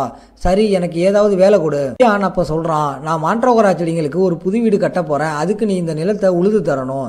அந்த பொண்ணு உடனே அவன்கிட்ட இருந்து குச்சியை பிடிங்கிட்டு, நான் என் வலிமையை யூஸ் பண்ணுறதுல கில்லாடின்னு சொல்கிறா. அவள் உடனே தரையை போட்டு தாக்குறா. இதை பார்த்து சியான் அதிர்ச்சி ஆகுறான். ஏன்னா அந்த பொண்ணு தன்னோட உண்மையான எனர்ஜியை மறைக்க கூட முயற்சி பண்ணலை. ஷியானுக்கு புரியுது அவளுக்கு ஒரு சாதாரண குழந்தையா எப்படி இருக்கணும்னு தெரியல, அதனால் அவளுக்கு எப்படி நடந்துக்கணும்னு புரியல. திடீர்னு அந்த பொண்ணுக்கு உன் பேர் என்னன்னு கேட்கணும்னு தோணுது. கேட்டதும் அந்த பொண்ணு ஷாக் ஆகிறா. ஏன்னா அவளுக்கு பேர் இல்லை, ஆனால் அவளை ஒரு புது பேரை உருவாக்கலாம்னு முடிவு பண்ணுறா. அவள் கொஞ்ச நேரத்துக்கு முன்னாடி பார்த்த பூக்களை வச்சு என் பேர் கிம் நாரின்னு அறிவிக்கிறா. ஷியானுக்கு புரியுது அவள் எப்படி இந்த பேரை கண்டுபிடிச்சான்னு. ஆனால் அதை பற்றி அவகிட்ட வாதாட அவன் தயாரா இல்லை. கொஞ்ச நேரத்தில் அவள் தோட்ட வேலையை முடிச்சிடுறா. ஷியான் ஒரு ஸ்டோன் ஃபென்ஸ் கட்டுறான். ஷியான் மாண்ட்ரோகரா செடிங்களை அங்கே வைக்கிறான். அதுங்களுக்கு அந்த புது இடம் ரொம்ப பிடிச்சிருக்கு. ஷியான் கவனிக்கிறான். பின்னாரி அழுதுட்டு இருக்கா. அவகிட்ட என்ன பிரச்சனை கேட்குறான். அவன் சொல்கிறான், ஒரு மாண்ட்ரோகரா செடிங்களை பார்த்தா எனக்கு என் ஃப்ரெண்டு ஞாபகம் வருது. இதை கேட்டு ஷியான் ஷாக் ஆகிறான். ஏன்னா லேபில் அவங்க உருவாக்குன ப்ராடக்ட்ஸ் எல்லாம் ஒருத்தரோட ஒருத்தர் பழக விடுவாங்கன்னு அவன் எதிர்பார்க்கல. திடீர்னு ஷியானுக்கு காற்றுல ஏதோ விசித்திரமான ஆறா வரதை உணர்றான். மான்ஸ்டருங்க ஒன்றுக்கு ஒன்று சண்டை போட்டுட்டு இருக்குன்னு நினைக்கிறான். நாரி அப்போ ஷியான் கிட்ட சொல்கிறான், நான் கொஞ்சம் நேரத்துக்கு முன்னாடி ஒரு சிக் மான்ஸ்டரை பார்த்தேன். காற்றுல வர ஆறாவை வச்சு பார்க்கும்போது அந்த சிக் மான்ஸ்டர் யாரோ தாக்குதுன்னு சொல்கிறான். ஷியான் பெருசாக கண்டுக்கல. ஆனால் நாரி ரொம்ப அன்கம்ஃபர்டபுளாக இருக்கிறத கவனிக்கிறான். இது அவனுக்கு ஆச்சரியமாக இருக்குது. ஆச்சரியமாக நாரி அந்த மான்ஸ்டர்ஸை காப்பாற்றணும்னு நினைக்கிறா. ஆனால் அவளுக்குள்ள பதிய வச்ச கமெண்ட்ஸ் காரணமாக அதை எப்படி சொல்கிறதுன்னு அவளுக்கு தெரியலை. அவளுக்குன்னு சொந்தமான எந்த முடிவும் எடுக்க முடியல. ஆனால் ஷியான் அவளுக்கு உதவ முடிவு பண்ணுறான். அவன் நாரிக்கிட்ட சொல்கிறான், நாம் போய் ஹெல்ப் செஞ்சால் அந்த சிக் ஒருவேளை பொழைக்கலாம். இந்த பேச்சை கேட்டதும் நாரிக்கு தெம்பு வந்து அந்த சிக் மான்ஸ்டர் மற்ற மான்ஸ்டருங்க தாக்குற இடத்துக்கு வேகமாக ஓடுறா. நாரி கோபமாக அந்த மான்ஸ்டருங்க மேலே பாஞ்சு, ஏன்டா அந்த சிக்கை வம்பு இழுக்கிறீங்க, நிறுத்துங்கடான்னு அடிக்கிறா. நாரியோட பேக் ஸ்டோரி, அவள் எக்ஸ்பீரிமெண்ட்டில் இருக்கும்போது அவள் கூட இருந்த மற்றவங்க இவளை ரொம்ப துன்புறுத்துனாங்க. ஏன்னா இவ ரொம்ப சுறுசுறுப்பாக சொன்ன வேலையை கரெக்டாக செய்வா. அவங்க எல்லாரும் ஒன்று சேர்ந்து இவளை அடித்து துவப்பாங்க. அதனால தான் இவளுக்கு மற்றவங்களை துன்புறுத்துறவங்களை கண்டாலே பிடிக்காது. அந்த பழைய கோபத்தோட அவள் எல்லா மான்ஸ்டர்களையும் இரக்கமே இல்லாமல் அடித்து துவம்சம் பண்ணுறா. ஷியான் மாண்ட்ரோகரா செடிங்களை கவனிச்சிட்டு இருக்கும்போது நாரி அந்த வெள்ளை சிக் கையில் தூக்கிட்டு வரா. ஆனால் அந்த சிக் தாக்குதலால் மயக்கமாக இருக்குது. ஷியான் அவகிட்ட என்ன செய்யணும்னு சொல்ல வரான். அப்போ திடீர்னு அந்த சிக் அவனுக்கு ரொம்ப பரிச்சயமான மாதிரி தெரியுது. நாரி கண்ணீரோட அந்த பறவையை காப்பாற்ற சொல்லி சியான் கிட்ட கெஞ்சிரா. சியானும் ஹெல்ப் பண்ணுறான். அவன் அந்த சிக் மேலே கை வச்சு அதுக்கு மனாவை செலுத்துறான். ஏன்னா அதுக்கு பெரிய அளவில் எந்த காயமும் இல்லை. இதை செய்யும்போது சியானுக்கு ஈஸியாக புரியுது, இது அவன் முதல்ல தோல் உரிச்சானே அந்த சாகாவரம் கொண்ட மான்ஸ்டர் தானு. ஆனால் சியானுக்கு ஒரு குழப்பம், ஏன் இந்த மான்ஸ்டர் இவ்வளவு சின்ன சைஸுக்கு சுருங்கிடுச்சு. ஆனால் அவன் நினைக்கிறான் அதோட ரீஜெனரேஷன் வாங்குற முறை அவனோட முறையிலிருந்து வித்தியாசமாக இருக்கலாம்னு. அவன் மானா கொடுத்து முடித்ததும் நாரி கேட்குறா, இந்த மான்ஸ்டருக்கு ஏதாவது பெரிய ஆபத்து இருக்கா. ஆனால் சியான் சொல்கிறான், இதுக்கு சாப்பாடு சரியாக கிடைக்கல, ஊட்டச்சத்து குறைபாடு தான், அது ரொம்ப சின்னதாக இருக்கிறதால பசியில் வாடி இருக்கு. நான் இப்போ மானா கொடுத்துருக்கேன், அதுவே சரியாயிடும்னு சியான் சொல்கிறான். ஆச்சரியமா நாரிக்கு அந்த சிக் தனியாக விட மனசு வரல. அவ சியா கிட்ட கெஞ்சிரா, நான் இந்த மான்ஸ்டரை வளர்த்துக்கலாமா? அவ சத்தியம் பண்ணுறா. நான் இதுக்கு நல்லா ட்ரைனிங் கொடுப்பேன், சாப்பாடும் போடுவேன். சியான் நாரி கிட்ட சொல்கிறான். இந்த சிக் மான்ஸ்டர் பெருசாக வளரும்போது ரொம்ப பிரம்மாண்டமாக இருக்கலாம், ஆனால் நாரி அதை பற்றி கவலைப்படலை. நான் அதுக்கு கொஞ்சமாக சாப்பாடு போட்டு வளர்க்குறேன்னு சொல்கிறா. சியான் இதுக்கு மேலே அவகிட்ட பேசி பிரயோஜனம் இல்லைன்னு அவளை அதை பார்த்துக்க சம்மதிக்கிறான். சியான் நினைக்கிறான் அதை நம்ம வீட்டு வாசலையே விட்டுட்டா அது வீட்டை காப்பாற்றுறதுக்காவது யூஸ் ஆகும்னு. கொஞ்ச நேரத்தில் அந்த பறவை மான்ஸ்டர் கண்ணு முழிக்குது. அது கண்ணை திறந்ததும் அதுக்கு சியான் அடையாளம் தெரியுது. நாரி அந்த மான்ஸ்டர் முழிச்சிருச்சுன்னு கொண்டாடிட்டு இருக்கா. ஆனால் அந்த மான்ஸ்டரோட தனக்கு முன்னாடி நிற்கிற அந்த முரட்டை ஆளை ரொம்ப எச்சரிக்கையாக பார்க்குது. அந்த மான்ஸ்டருக்கு ஒரு சின்ன பொண்ணு கையில் அகப்பட்டு இஷ்டத்துக்கு தூக்கி வீசப்படுறது பிடிக்கல. இந்த சின்ன பொண்ணு எப்படி டீமன் வேர்ல்டுக்கு வந்தான்னு அது யோசிக்குது.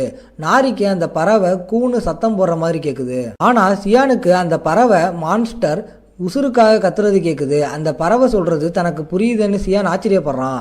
நாரிக்கு ஒரு செல்லப்பிராணி கிடைச்சதுல ரொம்ப உற்சாகமா உடனே அதை குளிப்பாட்ட ஆரம்பிச்சிட்டா. அதுக்கு ஒரு பேரும் வச்சிட்டா. அது புறா மாதிரி கூன்னு சத்தம் போடுறதால அவளால் யோசிக்க முடிஞ்ச பெஸ்ட் நேம் கூ. அந்த மான்ஸ்டர் பறவையால் நம்ப முடியல. தனக்கு இப்படி ஒரு குப்பையான பேரை வைக்கிறாங்களேன்னு கூ தன் காலில் நின்று நாரியை பார்த்து கத்துது. ஆனால் அந்த பொண்ணு கூ அழுவுது. அதுக்கு இன்னும் தண்ணி வேணும்னு நினைச்சுக்கிறா. அவ தயங்காம இன்னும் மேலே தண்ணியை ஊத்துறா. ஆனால் இது கூவோட வாழ்க்கையை இன்னும் நரகமாக்குது. கூ டேபிள் மேலே படுத்து நாரிக்கிட்ட தண்ணி ஊத்துறதை நிறுத்து சொல்லி கெஞ்சுது. நாரிக்கு கூ சொல்றது புரியாததால ஷியான் குறுக்கிட்டு நாரிக்கிட்ட தண்ணி ஊத்துறதை நிறுத்த சொல்றான். நாரி அப்போ முடிவு பண்ணுறா கூவுக்கு இப்போ சாப்பாடு தான் தேவைன்னு சாப்பாடு எடுக்க வெளியே போகிறா. கொஞ்ச நேரத்துக்கு அப்புறம் ஷியானுக்கு பொருட்களை சேமிக்க வைக்க ஒரு ஸ்டோரேஜ் பேஸ் வேணும்னு தோணுது. அதனால் சில மரங்களை வெட்டி அவனுக்கு வேணுங்கிற சைஸில் கட் பண்ணலாம்னு நினைக்கிறான். ஆனால் அவன் லேசாக தொட்டதுக்கே அந்த மரம் உடைஞ்சு போகுது. ஷியானுக்கு குழப்பமாக இருக்குது. அவனுக்கு தெரிஞ்ச எல்லா இன்ஸ்ட்ரக்ஷனையும் ஃபாலோ பண்ணினதான் அவன் நினைக்கிறான். ஆனால் கூ அவன்கிட்ட சொல்கிறான், நீ செய்கிறது எல்லாமே தப்பு. கூ சொல்லுது, மரங்களில் பல வகை இருக்குது, நீ கட் பண்ண ட்ரை பண்ணுறது ரொம்ப சாஃப்டான மரம். ஷியானுக்கு மரத்துலையும் இவ்வளவு வித்தியாசம் இருக்கிறத கேட்டு ஆச்சரியமாக இருக்குது. ஆனால் கூவுக்கு இவ்வளவு முட்டாளாக ஒருத்தன் இருக்கானேன்னு நம்ப முடியல. ஷியான் அப்போ கூ கிட்ட கேட்குறான், எந்த கலர் மரம் ரொம்ப உறுதியானது? அதுக்கு கூ சொல்லுது, சிகப்பு கலர் மரம் தான் ரொம்ப வலிமையானது. திடீர்னு அந்த சிக் மான்ஸ்டருக்கு ஒன்று தோணுது. ஷியானுக்கு தான் சொல்கிறது புரியுது. அதை கன்ஃபார்ம் பண்ணிக்க அது ஒரு டெலிபதி பிரிட்ஜ் உருவாக்கி ஷியானோட மூளைக்குள்ளே போக முயற்சி பண்ணுது. ஆனால் ஷியான் அதை கவனிச்சதும் உடனே அதை பிளாக் பண்ணிடுறான். கூ ஷியான் கிட்ட எப்படி அதால் தன்னை புரிஞ்சிக்க முடியுதுன்னு கேட்குது. ஷியான் சொல்கிறான், நீ பேசும்போது என் தலைக்குள்ளே மனுஷங்க பேசுகிற வார்த்தைங்க கேட்குது. ஷியான் நினைக்கிறான், ஒரு மான்ஸ்டருக்கு மனுஷங்க வார்த்தை புரியுதுதான் இதை விட ஆச்சரியம்னு. அதால எப்படி இதை செய்ய முடியும்னு சொல்ல தயங்குது. ஆனால் ஷியான் புரிஞ்சுக்கிறான், இது ரொம்ப அபூர்வமாக புத்திசாலித்தனமாக பிறக்கிற மான்ஸ்டர் வகையில் ஒன்று. ஷியான் இதை பற்றி கேள்விப்பட்டிருக்கான். ஆனால் இப்போதான் முதல் தடவை நேரில் பார்க்குறான். ஷியான் அப்போ சுட்டி காட்டுறான், நாம் இதுக்கு முன்னாடியும் சந்திச்சிருக்கோம்லன்னு. கூவும் அதை மறுக்கலை. உண்மையிலேயே கூ அவனை மறுபடியும் சந்திக்க காத்துட்டு இருந்துச்சு. ஏன்னா அவன் அதோட விஷம் ஏறின தோலை உரிச்சு அதோட உயிரை காப்பாத்தினான். கூ அப்பவே நினைச்சிச்சு, என்னைக்காவது இவனை மறுபடியும் சந்திச்சா ஒரு தடவையாவது அவனுக்கு ஹெல்ப் செய்யணும்னு. ஷியான் அப்போ புரிஞ்சுக்கிறான், அன்னைக்கு அவன் கூடவே உடம்புல இருந்த விஷத்தை நீக்கினதுனால தான் அதோட இம்மோர்டபிலிட்டி கோர் அழியாமல் இருந்திருக்கு. அது ஹெல்ப் செய்ய தயாராக இருக்கிறதால ஷியான் கேட்குறான், அந்த ஹெல்ப்பை இப்போதே செய்ய தயாரா? அதுவும் ஆமான்னு சொல்லுது. கூ ஷியான் கிட்ட, என் பின்னாடி வா, அந்த சிவப்பு மரங்க எங்கே வளருதுன்னு நான் உனக்கு காட்டுறேன்னு சொல்லுது. அவங்க கிளம்பலாம்னு நினைக்கும் போது நாரி அவங்க கிட்ட ஓடி வரா. அவளுக்கு பின்னாடி ஒரு ஹண்டர் அவளை துரத்திட்டு வரான். அந்த ஹண்டர் ஃபயர் டைப் அட்டாக்ஸ் பண்ணுறான். அது நாரியை பயமுறுத்துது. அந்த ஹண்டருக்கு ஒரு சின்ன பொண்ணை தாக்குறதுல விருப்பம் இல்லை. ஆனால் அதே நேரத்தில் அந்த மெக்கானிக்கல் கைமேராவை அவன் திரும்ப கொண்டு போகலைன்னா அவனோட வாழ்க்கையும் வேலையும் போயிடும். அந்த ஹண்டர் கீழே விழுந்து அழுதுட்டு இருக்கிறத நாரி கிட்ட வரான். அவன் ஒரு எனர்ஜி வாய்ந்த நெருப்பு தாக்குதலை நாரி மேலே ஏவி அவளை வீழ்த்த பார்க்குறான். ஆனால் ஷியான் அந்த தாக்குதலை தடுத்து நிறுத்துறான். ஷியான் செம்ம கோபமாக நிற்கிறான். கூ அவனோட தோல் மேலே உட்கார்ந்ததுக்கு ரெண்டு பேரும் ஆறாவை பறக்க விட்டு சீனில் என்டர் ஆகிறான். ஷியான் கிட்ட சொல்லுது, முதல்ல நாரியை காப்பாற்றுவோம், அப்புறம் மரத்தை பற்றி சொல்கிறேன். ஷியான் கவனிக்கிறான், நாரி நெருப்பை பார்த்து பயந்து போய் நிற்கிறா. அதனால் முதல்ல நெருப்பை அணைக்கணும்னு முடிவு பண்ண. ஒரு குழந்தைய ஹண்டர் துன்புறுத்துறான்னு கோவப்படுது. அந்த ஹண்டரோ சம்மந்தமே இல்லாமல் ஒருத்தன் வந்து தன் வேலையை கெடுக்கிறான்னு கோவப்படுறான். ஷியான் அந்த ஆள்கிட்ட ரொம்ப பேசாத, வாய மூடுன்னு சொல்கிறான். இது அந்த ஹண்டருக்கு கோபத்தை ஏற்றுது. அவன் உடம்புல இருந்து இன்னும் அதிக நெருப்பை வெளியேற்றுறான். ஆனால் ஷியான் அவனை சுலபமாக அடக்க ஒரு விஷயம் பண்ணுறான். அவன் அந்த ஹண்டருக்கு பின்னாடி இருந்த மலையை ஒரு எனர்ஜி பிளாஸ்ட் வச்சு தாக்குறான். அந்த மலை இடிஞ்சு ஹண்டர் மேலே விழுது. அந்த ஹண்டர் ரொம்ப லேட்டாக தான் இதை கவனிக்கிறான். அவன் சுதாகரிக்கிறதுக்குள்ள ஒரு பெரிய சாண்டிப்பில் அடியில் மாட்டிக்கிறான். சியான் அப்போ நாரிக்கிட்ட போய் இனிமே பயப்பட ஒன்றும் இல்லைன்னு சொல்கிறான். அவள் பயமாக இருக்கிற எந்த விஷயமா இருந்தாலும் அதை அடித்து நாக் அவுட் பண்ணிடணும்னு அவளுக்கு தைரியம் சொல்கிறான். சியான் அப்போ அந்த ஹண்டரை செக் பண்ண போகிறான். அவன் தலையை பிடிச்சு மண்ணுக்குள்ளே இருந்து இழுக்கிறான். ஆனால் ஆச்சரியமாக அந்த ஹண்டரோட முடி கலண்டு வருது. ஷியான் இதை பார்த்து ஆச்சரியப்படுறான். ஆனால் அதை விட அந்த ஹண்டரோட அசிங்கமான வழுக்க தலையை பார்த்து ரொம்பவே ஷாக் ஆகிறான். அந்த ஹண்டர் பார்க்க ரொம்ப சின்ன பையன் மாதிரி இருக்கான். ஆனால் அவனுக்கு வழுக்க விழுந்துருச்சு. அதனால தான் அவன் விக் வச்சு அவனோட குறையை மறைச்சிட்டு இருக்கான். நாரி கொஞ்ச நேரத்துக்கு முன்னாடி அழுதுட்டு இருந்ததையே மறந்துட்டு மிஸ்டர் வழுக்கையை பார்த்து சிரிக்க ஆரம்பிக்கிறா. ஷியான் நிலைமையை யோசிச்சு பார்க்குறான். அந்த ஹண்டரோட எனர்ஜியையும் நாரியோட எனர்ஜியையும் ஒப்பிட்டு பார்த்தா நாரி இவன்கிட்ட தோத்துருக்கவே கூடாதுன்னு ஷியான் நினைக்கிறான். என்ன நடக்குதுன்னு தெரிஞ்சுக்க அவன் டெலிபதி யூஸ் பண்ணுறான். அதை வச்சு மற்றவங்களோட ஞாபகங்களை பார்க்கலாம். அவனுக்கு தெரியுது நாரி அவளை டார்ச்சர் பண்ண அந்த ஈவில் சயின்டிஸ்ட் நினைச்சு இன்னும் பயப்படுறான்னு. ஷியான் நாரியோட தலையை தட்டி கொடுத்து அவ ஒரு தைரியமான பொண்ணுன்னு சொல்றான். ஷியானுக்கு தெரியுது இந்த அதிர்ச்சி உடனே மறையாது, ஆனா போக போக சரியாகிடும். ஷியான் இப்போ இந்த மிஸ்டர் வழுக்கையை என்ன பண்றதுன்னு யோசிச்சுட்டு இருக்கான். அப்போ நாரி ஒரு பிரகாசமான முகத்தோட எனக்கு ஒரு ஐடியா இருக்குன்னு சொல்றான். கொஞ்ச நேரத்துல அந்த ஹண்டர் கண் முழிச்சு பார்க்கும்போது அவன் ஒரு வாட்டர் ஃபால்ல தலைகீழா தொங்கிட்டு இருக்கான். ஒரு பெரிய கயிறை ஒரு பெரிய கல்லில் கட்டி இவனை அந்த கயிறில் கட்டி தொங்க விட்டுருக்காங்க. இதை பார்த்ததும் அந்த ஹண்டர் அவனோட வாழ்க்கையில் எடுத்த எல்லா முடிவுகளையும் நினைச்சு வருத்தப்படுறான். நாரி தூரத்துல இருந்து சிரிச்சிட்டு இருக்கா. ஆனா சியான் அவகிட்ட மற்றவங்களோட தோற்றத்தை வச்சு கிண்டல் பண்ணாதுன்னு சொல்றான். சியான் அப்புறம் ஒரு பாத்திரத்தை எடுத்து ஆத்துல தண்ணி பிடிக்கிறான். டாப் ராமன் செய்யாதுன்னு சொல்றான். நாரிக்கு இதை கேட்டதும் சந்தோஷமாகிடுது. ஏன்னா அவளை பொறுத்த வரைக்கும் ஷியான் செய்கிற மீன் டாப் ராமன் தான் வேர்ல்டுலேயே பெஸ்ட். ஷியான் அவளை கிண்டல் பண்ணுறான். என்ன உங்க கோகனட் ட்ரைப்ல மீன் டாப் ராமன் சாப்பிடுவீங்களா? அதுக்கு அவ உற்சாகமா ஆமான்னு சொல்றா. அந்த ஹண்டரோ அவனோட நிலைமையை புரிஞ்சிக்க முயற்சி பண்றான். ஷியானோட தோற்றத்தை வச்சு பார்க்கும்போது அவன் குறைஞ்சது ஒரு ஏரங்க ஹண்டரா இருப்பான்னு நினைக்கிறான். ஆனால் ஷியான் அதை விட பவர்ஃபுல்லாக இருக்கும் வாய்ப்பு இருக்குது. ஏன்னா சில ஹண்டர்ஸ் ரொம்ப பவர்ஃபுல்லாக இருந்தாலும் அவங்க வெளியே தெரியாமல் மறைஞ்சி வேலை செய்வாங்கன்னு அவனுக்கு தெரியும். ஷியான் டாப் ராமனுக்கு தண்ணி எடுத்துக்கிட்டு இருக்கும்போது நாரி மீன்களை ஒன்று பின்னாடி ஒன்றா பிடிச்சிட்டு இருக்கா. ஷியான் அவகிட்ட சொல்கிறான், நமக்கு ஒரே ஒரு மீன் போதும், மற்றதெல்லாம் விட்டுடு. நாரி உற்சாகமாக சரின்னு சொல்லிட்டு அந்த மீனை பாத்திரத்தில் போடுறா. அந்த ஹண்டருக்கு இவங்க செய்கிறத பார்த்து பயங்கரமாக இருக்குது. இவ்வளவு தண்ணியை எடுத்து அதில் 3 டாப் ராமன் பாக்கெட்டை போட்டு சமைக்க போகிறாங்களேன்னு நம்ப முடியாமல் பார்க்குறான். அவங்க பண்ண போற அந்த அட்டூழியத்தை அந்த ஹண்டரால தாங்கிக்க முடியல. அவன் அவங்க கிட்ட கத்துறான், என்னை அவுத்து விடுங்க, நான் உங்களுக்கு டாப் ராமன் செஞ்சு தரேன். ஷியான் சரின்னு சொல்லிட்டு அவனை கட்டி வச்ச கயிற்றை வெட்டுறான். அவன் டாப் ராமன் செய்யட்டும்னு. அது வெறும் டாப் ராமனா இருந்தாலும் இந்த ஹண்டரால அவங்க 2 பேர்கிட்ட இருந்து வர அந்த பயங்கரமான ப்ரெஷரை உணர முடியுது. அவன் தப்பா ஏதாவது செஞ்சா செத்தான்னு அவனுக்கு தெரியுது. முகத்துல வேர்வை வழியா அவனுக்கு தெரிஞ்ச டாப் ராமன் சமைக்கிற முறையை யூஸ் பண்றான். அவனோட 6th சென்ஸ் சொல்ற அளவுக்கு தண்ணி ஊத்தணும்னு அவன் நினைக்கிறான். அவன் 3 பேக் டாப் ராமனை சமைக்கிறதால சாஸ் மற்றும் நூடுல்ஸை கொதிக்கிற தண்ணியில் போடுறான். அவனுக்கு தெரியுது இது வேகிறது 4 நிமிஷத்துக்கு மேலே ஆகும்னு. சரியான நிமிஷத்தை கணக்கு பண்ண அவனோட இதய துடிப்பை எண்ண ஆரம்பிக்கிறான். 200 துடிப்பு முடிஞ்சதும் அவனுக்கு தெரிஞ்ச எல்லா நூடுல்ஸும் டெக்னிக்கையும் யூஸ் பண்ணுறான். அந்த ஹண்டருக்கு இது கூட கிம்ச்சி இருந்தால் நல்லா இருக்கும்னு தோணுது. ஆனால் அவன் இப்போ டீமன் வேர்ல்டில் இருக்கான், அது கிடைக்காது. இருந்தாலும் அவன் தன்னால் முடிஞ்ச பெஸ்ட்டை கொடுத்தான். இதுக்கப்புறம் என்ன நடந்தாலும் அவனுக்கு கவலை இல்லை. செஞ்சு முடித்ததும் அவன் அந்த கூட்டத்தை கூப்பிட்டு சாப்பிட வரீங்களான்னு கேட்குறான். அவங்க அந்த நூடுல்ஸை பார்க்குறாங்க. நாரி தான் முதல்ல சொல்கிறா, ஷியான் செஞ்ச நூடுல்ஸுக்கும் இதுக்கும் சம்மந்தமே இல்லையே. ஷியானும் மற்றவங்களும் அதை ட்ரை பண்ணலாம்னு முடிவு பண்ணுறாங்க. அவங்க ஒரு ஸ்பூன் எடுத்து வாயில் வச்சதும் அந்த சுவையான டாப் ராமன் அவங்கள ஒரு மாதிரி ஃபுட் ஸ்கேமிக் நிலைமைக்கு கொண்டு போயிடுது. நாரி டேபிளை விட்டு குதிச்சு ஷியான் கிட்ட சொல்றா, இந்த டாப் ராமன் செம்ம டேஸ்டா இருக்கு. பூ கூட ஆடி போயிடுச்சு. மனுஷங்க எல்லாரும் டெய்லி இவ்வளோ டேஸ்டான சாப்பாடா சாப்பிட்றாங்களான்னு கேட்குது. ஷியான் சொல்றான், எனக்கும் ஆச்சரியமா தான் இருக்கு. ஆனா முதல்ல டாப் ராமனை முடிப்போம். கொஞ்ச நேரத்துல அவங்க சாப்பாட்டை முடிக்கிறாங்க. ஆனா டாப் ராமன் முடிஞ்சு போனது அவங்களுக்கு கஷ்டமா இருக்கு. அந்த ஹண்டர் பதட்டமா அவங்க கிட்ட கேட்குறான், டாப் ராமன் பிடிச்சிருந்துச்சா? ஷியான் முதல்ல அவன்கிட்ட கேட்குறான், உனக்கு உண்மையிலேயே என்ன வேணும்? அந்த ஹண்டருக்கு கேள்வி புரியல. ஷியான் சொல்றான், இந்த டாப் ராமன் சும்மா சாப்பிட்ற அளவுக்கு இல்லை, ரொம்ப நல்லா இருக்கு. ஷியான் அந்த ஹண்டர் கிட்ட உனக்கு என்ன வேணும்னு சொல்லு, அது என் எனர்ஜியில முடிஞ்ச காரியமா இருந்தா நான் கண்டிப்பா செய்யறேன்னு சத்தியம் பண்றான். அந்த ஹண்டர் நாம்கிங்ஸ் இதை கேட்டதும் ரொம்ப சந்தோஷமாகி உடனே தரையில விழுந்து என்னை உங்களை மாதிரி பலசாலியா மாத்துங்க, எனக்கு கற்றுக் கொடுங்கன்னு ஷியான் கிட்ட சொல்றான். ஷியானுக்கு இதை கேட்டு ஷாக் ஆகிறான். அவன் கிஷியோ கிட்ட கேட்குறான், நான் என்ன உன் மாஸ்டரா, என்கிட்ட வந்து கற்றுக்கொடுன்னு கேட்குற. கிஷ் ஒத்துக்கிறான், நான் என் வாழ்க்கையில் சந்தித்ததுலேயே நீங்கள் தான் ரொம்ப வலிமையான ஹண்டர். அது மட்டும் இல்லாமல் கிஷியாக் பார்க்க முடியுது. ஷியான் டீமன் வேர்ல்டுலேயே செட்டில் ஆகிட்டான். அதனால தான் இங்கே வீடு கட்டி இருக்கான். கிஷியாக் தன்னை கூட வச்சுக்கிறதுல என்னென்ன நன்மைகள் இருக்குன்னு அடுக்க ஆரம்பிக்கிறான். அதுல முக்கியமான நன்மை, அவனால சமைக்க முடியும். உண்மையிலேயே அவன் ஷியானுக்கு மனுஷங்க வேர்ல்டுல இருந்து பொருட்கள் வாங்கிட்டு வர ஒரு டெலிபதி மேனாக கூட தயாராக இருக்கான். கிஷியோக் ஷியான் கிட்ட இருந்து கத்துக்கிட்டு எப்படியாவது ஏ ரேங்க் ஆகணும்னு ரொம்ப ஆவலா இருக்கான். ஷியான் அப்ப கிஷியா கிட்ட கேட்குறான், நீ நாரிய அந்த பணத்துக்காக தான் தாக்குனியா? அந்த மெக்கானிக்கல் உருவத்துக்கு ஒரு பேர் இருக்கிறத கேட்டு அந்த ஹண்டர் ஆச்சரியப்படுறான். ஷியான் அவன் காதுல கிசுகிசுக்கிறான். நாரி கோகனட் ட்ரைபை சேர்ந்தவனு இப்போதைக்கு நம்பு. கிஷியோக் சொல்றான், நான் நாரியை துரத்துனதுக்கு என்னோட சொந்த காரணமும் இருக்கு.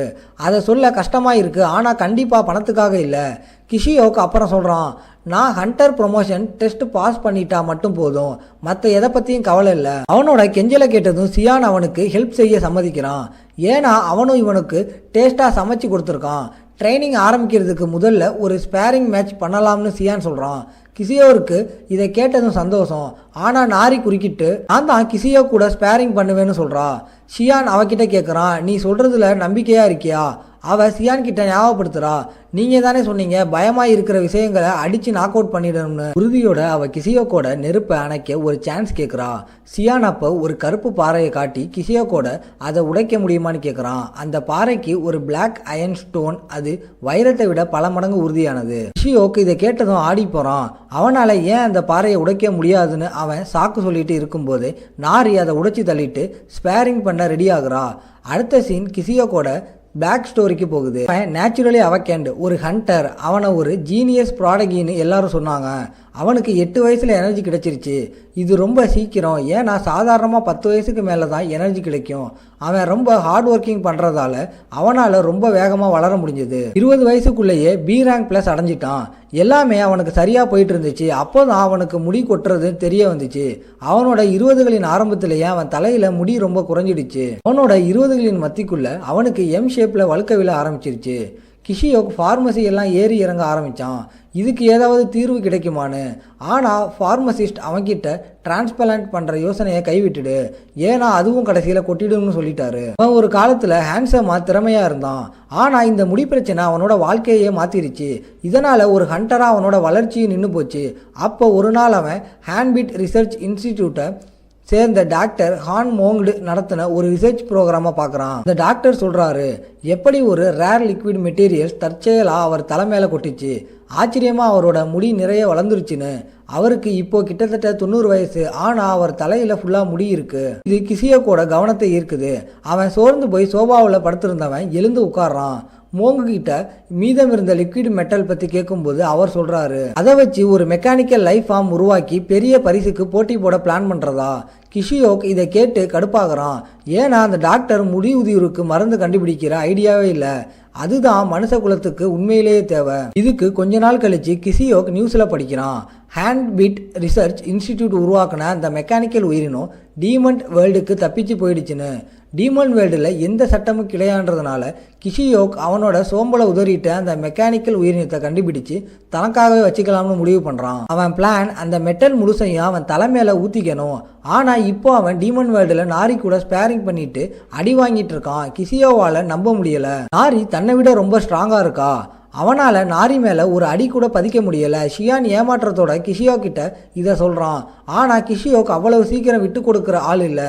அவன் அவனோட மாஸ்டர் கிட்ட அடுத்த தடவை நல்லா பண்ணுவேன்னு சத்தியம் பண்ணுறான். கொஞ்ச நேரத்துக்கு அப்புறம் ஷியான் அந்த ஸ்டோரேஜ் கேபினெட்டை செஞ்சு முடிக்கிறான். இதுக்கு காரணம் கூ சிவப்பு மரத்தை பற்றி சொன்ன டிப்ஸ் தான். கூ கூட ஷியானோட படைப்பை பார்த்து பெருமைப்படுது. இந்த கேபினெட் கண்டிப்பாக ரொம்ப நாளைக்கு உழைக்கும்னு சொல்லுது. எல்லாரும் அவங்கவுங்க வேலையில் பிஸியாக இருக்கும்போது கிஷியோக் ரொம்ப ஹார்ட் ட்ரைனிங் எடுத்துட்டு இருக்கான். அவன் நாரி கையில் அடி வாங்கினாலும் அவனுக்கு கொஞ்சம் கூட அவமானமாக தெரியல. அதுக்கு பதிலாக அவனுக்கு ஒரு சென்ஸ் ஆஃப் ஃப்ரீடம் கிடைச்சிருது. இதுக்கு காரணம் அவன் அவனோட விக்கை கலட்டிட்டதால தான் அவன் நினைக்கிறான். கிஷியோக்கிற்கு நெருப்பை கண்ட்ரோல் பண்ணுற திறமையை பார்த்து கூ ஆச்சரியப்படுது. ஆனால் ஒரு குழந்தைய கூட ஜெயிக்க முடியலேன்னு ஏமாற்றமும் படுது. ஷியான் அப்ப கூ கிட்ட சொல்றான், நாரி ஒன்றும் சாதாரண குழந்தை இல்ல, அதனால இது ஆச்சரியம் இல்ல. அவன் விட்டு கொடுக்காம இருந்ததால நாரி கூட இன்னொரு ஸ்பேரிங் மேட்ச் கேட்கறான். இந்த தடவை அவன் நெருப்ப ஒரு கத்தி மாதிரி மாத்தி மாத்தி நாரியை தாக்குறான். அவன் நாரி மேல ஒரு அடி பதிக்கிறான். ஆனா உடனே அவ உடம்ப லிக்யூஃபைஸ் மாத்திருக்கிறான். இதை பார்த்து கிஷியோக் ஷாக் ஆகிறான். அவன் ஆச்சரியத்துல நிற்கும் போது நாரியோட தாக்குதலுக்கு ஈஸியா ஆளாகிறான். நாரி உடனே அவளோட பழைய மனுஷ உருவத்துக்கு மாறி அவனை ஓங்கி ஒரு உதைக்கிறா. அவன் பக்கத்துல இருந்த மலையில போய் இடிச்சு அந்த சுவத்துல ஒரு பெரிய விரிசலை விழுது. நாரி நம்பிக்கையா சொல்றா, எனக்கு இனிமே நெருப்புனா பயம் இல்லை, இது எல்லாத்துக்கும் காரணம் ஷியான் தான். அவமானத்துல அங்கேயே கிடக்கும் போது ஷியான் நினைக்கிறான், ஒரு பி ரேங்க இதுதான் தன்னோட லிமிட்டா, இதுக்கு மேல பெருமைப்படுறதுக்கு தன்னிடம் எந்த திறமை இல்லையா? ஆனா கிஷியோ கிட்ட ஒரு பாராட்ட வேண்டிய குணம் இருக்கு, அது விட்டு கொடுக்காத குணம். அதனால அவன் உற்சாகமான முகத்தோட மறுபடியும் எழுந்து நிற்கிறான். அவன் நாரிக்கிட்ட இன்னொரு செஷன் கேட்குறான்.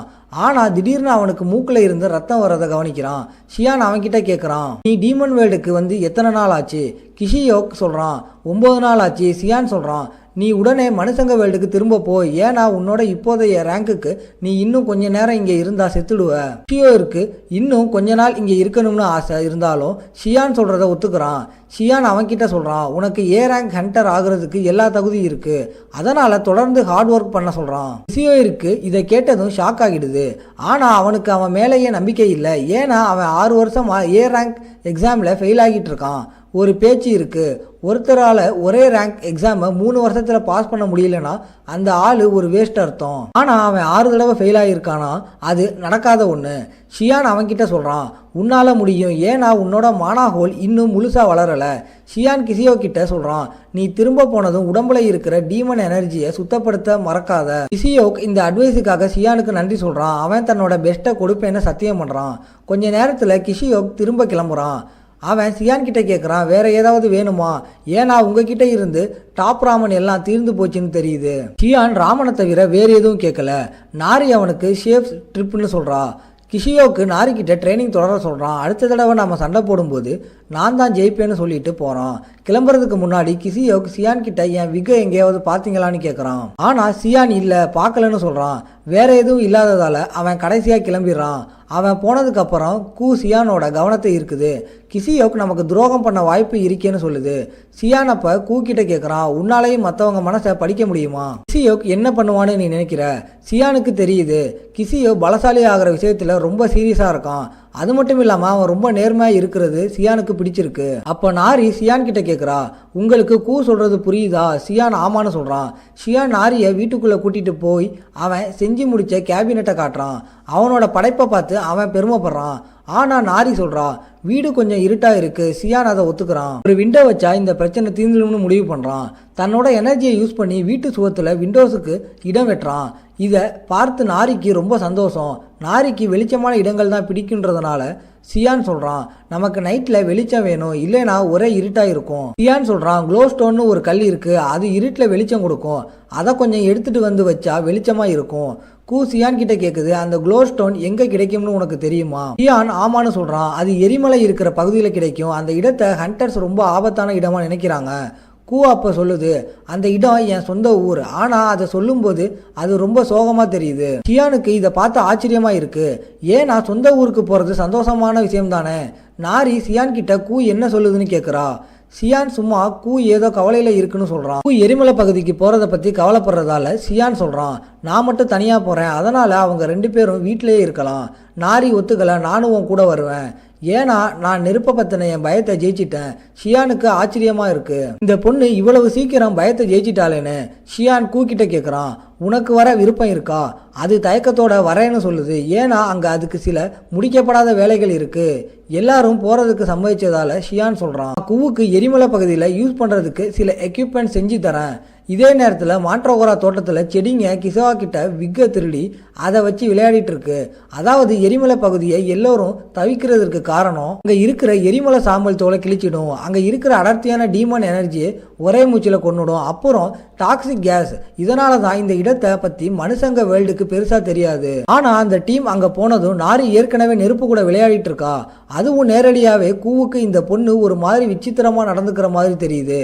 ஏன்னா அவ ஒரு மெக்கானிக்கல் உயிரினம். ஆனா கூவுக்கு சியான் யாருன்னு தெரிஞ்சுக்கிறதுல தான் அதிக ஆர்வம். சியான் சும்மா சொல்றான், நான் ஒரு கைமேரா ஹண்டர். ஆனா கூவுக்கு இது ஆச்சரியமா இருக்கு, ஏன்னா கைமேரா ஹண்டர் எப்பவுமே மனுஷ உருவத்துல இருக்க மாட்டாங்க. சியான் சொல்றான், நான் எப்போதுமே இப்படித்தான் இருந்தேன், ஆனா நான் ரீஜெனரேட்டட் அப்புறம் என் உருவம் மாறிடுச்சு. சியான் அப்போ கூ கிட்ட கேட்குறான், நீ ஒரு மான்ஸ்டர், நாங்க ஒரு ஹண்டர், எங்களோட இருக்கிறது உனக்கு கஷ்டமா இல்லையா? கூ சியான் கிட்ட சொல்லுது, உங்களை பத்தி எனக்கு எந்த கவலையும் இல்லை, ஏன்னா என் கூட பேசுறதுக்கு ஒரு ஆள் இருக்கிறது எனக்கு சந்தோஷமா தான் இருக்கு.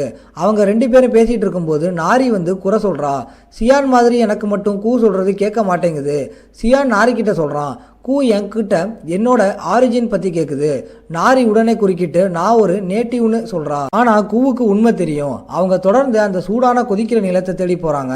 சியான் சொல்றான், நமக்கு அந்த லூமினஸ் ஸ்டோன்ஸ் லாவா வர இடத்துக்கிட்ட கிடைக்கும். கொஞ்ச நேரத்துல அவங்க உச்சிக்கு போறாங்க. அவங்களுக்கு முன்னாடி அந்த கற்கள் தெரியுது. ஆனா அவங்க கவனிக்கிறாங்க, ஒரு ஆன் ஃபயர் டோட் நெருப்பு தவளை தூரத்துல அழுதுட்டு இருக்கு. ஆச்சரியமா அதுக்கு முன்னாடி ஒரு செத்துப்போன ஃபென் ஃபயர் டோட் இருக்கு. அதனாலதான் அந்த ஆண் தவளை அழுதுட்டு இருக்கு. அதாவது அந்த பெண் தவளை அதோட முட்டைகளை கொண்டு வரும்போது செத்து போயிருக்கு. பூ சொல்லுது, பெண் தவளைகளால மட்டும்தான் முட்டைகளை சுமக்க முடியும். இப்போ அது செத்து போனதால எல்லா முட்டைகளும் செத்து போக வாய்ப்பு இருக்கு. அது மட்டும் இல்லாம எரிமலைகளுக்குள்ள இருக்கிற சூடு முட்டைகள் உயிர் பிழைக்க ஏற்றதல்ல. எதிர்பார்த்தபடியே நாரிக்கு அந்த தவளை மேல பரிதாபம் வருது. சியான் இதுல தலையிடலாம்னு முடிவு பண்றான். சியான் அந்த தவளையை நோக்கி குதிக்கிறான். கூ அவனை எச்சரிக்குது, அதுகிட்ட போகாத, அந்த தவளை ரொம்ப கோபமா இருக்கு. கணிச்ச மாதிரியே அந்த தவளை சியானை அதோட ஃபயர் பிரெத்தை தாக்குது. ஆனா சியான் அதை ஒரே ஒரு விரலால தடுத்து நிறுத்துறான். அந்த தவளை சுதாகரித்துக்குள்ள சியான் அதுகிட்ட போய் அதோட தலையில ஒரே ஒரு விரலால தட்டுறான். அதாவது சியான் அதை தட்டும்போது ஒரு பேராலிட்டிக் பாய்சன் யூஸ் பண்ணியிருக்கான். இதனால அந்த தவளையால நகர முடியல. ஆனா சியானுக்கு நல்லா தெரியும், அந்த தவளை சீக்கிரமே முழிச்சிடும், ஏன்னா அவன் கொஞ்சமா தான் விஷத்தை யூஸ் பண்ணியிருக்கான். அது மட்டும் இல்லாம ஃபயர் டோட்களுக்கு விஷத்தை தாக்கு பிடிக்கிற எனர்ஜி அதிகம். உச்சியில இருந்து நாரி சியான் கிட்ட கத்துறா, நீங்க ஓகேவா? சியான் பதில் சொல்றான், நான் நல்லா இருக்கேன், ஏன்னா என் உடம்புலையும் ஃபயர் டோட் செல்கள் இருக்கு. சியான் சொல்றான், நம்மால அந்த செத்து போன தவளைக்கு எதுவும் பண்ண முடியாது, ஆனா உயிரோட இருக்கிற இந்த தவளையை காப்பாற்ற முடியும். சியான் அந்த முட்டைகளை ஒன்னா சேகரிச்சு அந்த ஆண் தவளையோட முதுகுல வச்சு அது கீழே விழாம இருக்க நல்லா பாதுகாப்பா கட்டுறான். அந்த ஆண் தவளை மயக்க தெளிஞ்சு பார்க்கும்போது அது இப்போ முட்டைகளை சுமந்துட்டு இருக்கிறத பார்த்து ஆச்சரியப்படுது. அது தன்னோட செத்துப்போன துணைக்கிட்ட போய் குட் பாய் சொல்லிட்டு தூரமா தாவி குதிக்குது. அந்த இடத்தை விட்டு போறதுக்கு முன்னாடி அந்த ஃபயர் டோட் திரும்பி நாரியை ஒரு தடவை பார்க்குது. அவன் நினைக்கிறா அந்த தவளை அவங்களுக்கு நன்றி சொல்லுதுன்னு. தவளைங்களோட பிரச்சனை முடிஞ்சதால சியான் நாரி கிட்ட கீழே வர சொல்றான். எல்லாரும் கல்லை எடுக்கலாம்னு நாரி உற்சாகமா அந்த எரிமலை குழம்புக்கு பக்கத்துல இருந்து கல்லை எடுக்கிறா. ஆனா சியான் அவளை எச்சரிக்கிறான், கவனமா இரு, அதை கீழே போட்டா உன் காலில் காயம் பட்டுடும். நாரி சிரிச்சுக்கிட்டே ஜோக் சொல்றா, இந்த கல்லையெல்லாம் என் எனர்ஜிக்கு முன்னாடி ஒண்ணுமே இல்லை. கூவோ அந்த கல்லை தூக்க ரொம்ப கஷ்டப்படுது, இதுக்கு காரணம் அதோட சின்ன உடம்பு தானு அது குறை சொல்லுது. சியான் கூ கிட்ட சொல்றான், நீ போய் உன் வேலையை பாரு, நான் இந்த கல்லை பாத்துக்கிறேன். சியான் நினைக்கிறான் கூ அதோட ஃப்ரெண்ட்ஸுக்காக கிஃப்ட் கூட வாங்கிட்டு வந்திருக்குன்னு. ஆனா கூ உடனே சொல்லுது, மான்ஸ்டருக்கு ஃப்ரெண்ட்ஸ் எல்லாம் கிடையாது, உண்மையிலேயே நான் அவங்கள பார்க்க போகல, சும்மா கிஃப்ட்ஸை மட்டும் போட்டுட்டு வந்துடுவேன். சியானுக்கு ஆச்சரியமா இருக்கு, கூ அதோட சொந்த இனத்தை மிஸ் பண்ணுது. அப்ப இது ரொம்ப புத்திசாலித்தனமான மான்ஸ்டர் தான். கூவே நான் அவங்கள மிஸ் பண்ணல, ஆனா கிளம்பும் போது அவங்க கிட்ட குட் பை சொல்லிட்டு வர்றதுதான் எனக்கு கஷ்டமா இருக்குன்னு தனக்கு தானே சமாதானம் சொல்லுது. சியான் கூ கிட்ட கேக்குறான், நீ ஏன் உன் கூட்டத்தை விட்டு வந்த? கூ சொல்லுது, என் இன்டெலிஜென்ஸ் கிடைச்சதால நல்லதும் நடந்துச்சு கெட்டதும் நடந்துச்சு. அதாவது கூவுக்கு இந்த மொழி மட்டுமே தெரியாம இருந்திருந்தா இப்போ அது அனுபவிக்கிற இந்த தனிமையை அது உணர்ந்திருக்கவே மாட்டிடுச்சான். கூ தன்னை ரொம்ப உயர்ந்தவனாகவும் தனியாகவும் உணர்ந்துச்சு, ஏன்னா அதால மற்றவங்க கூட சரியா பழக முடியல. அதனால தான் கூட்டத்தை விட்டு வந்துருச்சு. உண்மையிலே அதோட கூட்டத்துக்கு அது போனதே தெரியாது. ஆனா அது அவங்கள குத்தம் சொல்லல, ஏன்னா அவங்களுக்கு அந்த சொந்த கிட்னிப்ஸ்ன்ற உணர்வே கிடையாது. கல்லை எடுக்கிற வேலையில நாரி திடீர்னு ஒரு முட்டையை பார்க்குறா. அது ஒரு மான்ஸ்டர் முட்டைன்னு தெரியுது. ஆனா அது என்ன மான்ஸ்டர்னு அவளுக்கு தெரியல. ஆனா கூ தவறி விழுந்து அது தூக்கிட்டு இருந்த கல்லை கீழே போட்ட போது அந்த முட்டையில ஒரு சின்ன கிராக் விழுந்துருச்சு. சியானுக்கு கவலையா இருக்கு, ஏன்னா அந்த சிக் ஹேச்லிங் அதோட முட்டையை அதுவாவே உடைச்சிட்டு வெளியே வந்தாதான் அது வலிமையாகவும் ஆரோக்கியமாகவும் வளர முடியும். ஆரிக்கு கவலையா இருக்கு. அவ சொல்றா, நாம இந்த முட்டையை நம்ம கூடவே எடுத்துட்டு போலாம், இல்லைனா இது இங்கேயே வெந்துடும். கூ இதுக்கு ஒத்துக்கல, ஏன்னா அதுல இருந்து என்ன மான்ஸ்டர் வெளியே வரும்னு யாருக்கும் தெரியாது. ஷியானுக்கு ஒரு சரியான தீர்வை பற்றி யோசிச்சுட்டு இருக்கான். அவனுக்கு ஒரு இடம் தெரியும், அது ஒரு கூடு கட்டுறதுக்கு சரியா இருக்கும். அது மட்டும் இல்லாமல் அந்த முட்டைக்குள்ள என்ன இருக்குன்னு தெரிஞ்சுக்கவும் அவனுக்கு கொஞ்சம் ஆர்வமாக இருக்கு. நல்லா யோசிச்சதுக்கு அப்புறம் சியான் முடிவு பண்ணுறான் அந்த முட்டையை வீட்டுக்கு எடுத்துட்டு போகலாம்னு. கூ அப்பவும் விடாப்பிடியா சொல்லுது, முட்டையை இங்கேயே விட்டுடுங்க, நான் இப்படி ஒரு முட்டையை இதுக்கு முன்னாடி பார்த்ததே இல்லை. சியான் அப்போ கில்டு ட்ரிப் கார்டு யூஸ் பண்ணுறான், நீ ஏன் கல்லை கீழே போட்டு அந்த முட்டையை உடைச்சேன்னு கேட்குறான். கூ தன்னோட தப்பை ஒத்துக்கிச்சு. ஆனால் சியான் கிட்ட ஞாபகப்படுத்துது, நீ எடுக்க போகிற இந்த முட்டாள்தனமான முடிவால் நாரிக்கு ஏதாவது ஆபத்து வரலாம். சியான் கூ கிட்ட சொல்கிறான், நான் இருக்கும் வரைக்கும் கவலைப்பட ஒன்றும் இல்லை. கூ அவன் சொன்னதை யோசிச்சு பார்த்து முட்டையை வீட்டுக்கு எடுத்துட்டு போக சம்மதிக்குது. எல்லாரும் முட்டையை எடுத்துட்டு போக சம்மதிச்சதால சியான் சொல்கிறான், நாம் தொடர்ந்து கல்லை எடுக்கிற வேலையை பார்க்கலாம். கொஞ்ச நேரத்துக்கு அப்புறம் அந்த குரூப் வீட்டுக்கு திரும்புது. அங்கே கிசியோக் திரும்பி வந்திருக்கான். சியானுக்கு ஆச்சரியமா இருக்கு, இவன் இவ்வளவு சீக்கிரம் திரும்பி வந்துட்டானேன்னு. கிசியோக் சியானோட பேக்கை வாங்கிக்க வரான். சியானும் அவன் தன்னை ஸ்ட்ராங்னு சொன்னதால அந்த பேக்கை அவன்கிட்ட தரான். கிசியோக் அந்த பேக்கை வாங்குறான். ஆனால் வாங்கின வேகத்தில் தார்ஸ் ஹேமர் வாங்கின மாதிரி அதே கீழே போட்டுறான். அப்போ ஷியான் கவனிக்கிறான், கிசியோக்கோட முகத்தில் காயங்கள் இருக்கு. அவன்கிட்ட என்ன ஆச்சுன்னு கேட்குறான். திரும்பி எரிமலை பகுதிக்கு கூ அதோட சொந்தக்காரங்களுக்கு கொடுத்த கிஃப்ட், அது விட்டுட்டு வந்த டாப் ரோமன் பேக்கெட்ஸ் தான். சியான் நினைக்கிறான், கிசியோக்கு எங்கேயோ அடி விழுந்திருக்கு. ஆனால் இது அவனுக்கு ஆச்சரியமா இருக்கு, ஏன்னா கிசியோக் பார்க்கறதுக்கு அடி வாங்குற டைப் மாதிரி தெரியல. கிசியோக் அவனோட ஆறா குறைஞ்ச நேரத்தை சமாளிக்க சொல்றான். நாரியே என்ன அடிப்பா, ஆனால் சியானால நம்ப முடியல, இவன் இதை பெருமையாக சொல்கிறானேன்னு. சியானோட கேள்விகளை தவிர்க்க கிசியோக் ஓடி போய் நான் உங்களுக்கு சாப்பாடு ரெடி பண்ணுறேன்னு சொல்கிறான். கொஞ்சம் நேரத்துக்கு அப்புறம் நாரி சியான் கிட்ட வரா. அவன் கல்லை செதுக்கிட்டு இருக்கான். அவன் கேட்குறா, என்ன பண்ணுறீங்க? சியான் சொல்கிறான், நான் லேம்ப் செஞ்சிட்டு இருக்கேன், இந்த கல்லை வெட்டி ஷேப் பண்ணுறேன். சியான் நாரிக்கிட்ட சொல்கிறான், நான் இந்த கோல்டு ஸ்டோன்களை வீட்டு கூரையில் தொங்க விட போகிறேன், இது பார்க்க நல்லா இருக்கும். நாரி சியானை பாராட்டுறா, நீ ஒரு ஸ்மார்ட் பையன், எல்லாத்தையும் டீட்டெயிலாக விளக்குற. அது மட்டும் இல்லாமல் நாரி நம்புறா, சியான் அவளோட அப்பா மாதிரி ஒரு நல்ல மனசு உள்ளவன். நான் இந்த வாய்ப்பை யூஸ் பண்ணி அவகிட்ட கேட்குறான், நீ உங்கள் கோகனட் ட்ரைபில் இருக்கிற உங்கள் அப்பாவை பற்றி தானே பேசுகிற? நாரியும் ஆமான்னு சொல்லி அவன் கூட சேர்ந்து நடிக்கிறா. கொஞ்ச நேரத்துக்கு அப்புறம் கூவுக்கும் மாண்ட்ரோகோரா செடிங்களுக்கும் சண்டை வெடிக்குது. ஏன்னா அதுங்க தன்னோட இடத்துக்கு டெரிட்டரி வந்துட்டதா கூ நினைக்குது. கொஞ்ச நேரத்துக்கு அப்புறம் கிசாக் அவனோட ஸ்பெஷல் டிஷ் ஒன்னான டோப்பு பாக்கெட்ஸை செஞ்சு முடிக்கிறான். அவன் அந்த டிஷ்ஷை பரிமாறி எல்லாரையும் சாப்பிட சொல்கிறான்.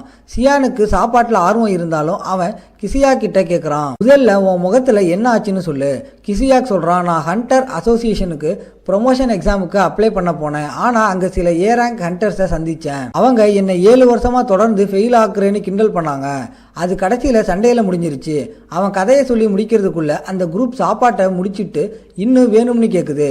கிசாக் சொல்கிறான், அந்த ஹண்டர்ஸ் என்கிட்ட சொன்னாங்க நான் ஒரு டோட்டல் ஃபெயிலியர், அதனால் இங்கே சுற்றிட்டு இருக்காத. கிசியாக் சொல்கிறான், அவங்க என் முடிவை வச்சு கிண்டல் பண்ணிகிட்டே இருந்தாங்க, அதனால தான் நான் அவங்க வம்புக்கு போய் சண்டையில் மாட்டிட்டேன். சியான் அவங்க கிட்ட கேட்குறான், உனக்கு உண்மையிலேயே வழுக்கையா இல்லை நீ மொட்டை அடிச்சியா? அதாவது அவனோட முடி கொட்டுறது ஒரு தீர்க்க முடியாத மெடிக்கல் மிஸ்ட்ரியாக இருக்குது. சியான் அவங்க கிட்ட கேட்குறான், அடுத்த ப்ரொமோஷன் எக்ஸாம் எப்போ? கிசியாக் சொல்கிறான், இன்னும் 90 நாளில். அவங்க கிட்ட கம்மியான டைம் இருக்கிறதால சியான் சொல்கிறான், ஆமாம் ஸ்பெஷல் ட்ரைனிங் ஆரம்பிக்க வேண்டிய நேரம் வந்துருச்சு. கிசியாக் ட்ரைனிங் பற்றி கேட்டதும் ரொம்ப ஆர்வமாகறான். நீங்கள் என்ன சொன்னாலும் நான் செய்வேன்னு சியான் கிட்ட சத்தியம் பண்ணுறான். சியான் அவங்க கிட்ட, நீ செய்ய போகிற முதல் விஷயம் நாரிக்கிட்ட இருந்து பாத்திரம் கழுவுற வேலையை வாங்குறது தான் சொல்லி ஷாக் தரான். கிசியோக் இன்னும் பாத்திரம் கழுவுறதை பற்றி அழுதுட்டு இருக்கும் போதே சியான் அவன்கிட்ட சொல்கிறான், மீதம் இருக்கிற க்ளோஸ்டோனில் இருக்க எரிமலை சாம்பலை நீ தான் கழுவி சுத்தப்படுத்தணும். கிசாருக்கு இதை கேட்டு அதிர்ச்சியாக இருக்குது. அவன் சியான் கிட்ட ஞாபகப்படுத்துகிறான், நீங்கள் ஸ்பெஷல் ட்ரைனிங் பற்றி ஏதோ சொன்னீங்களே.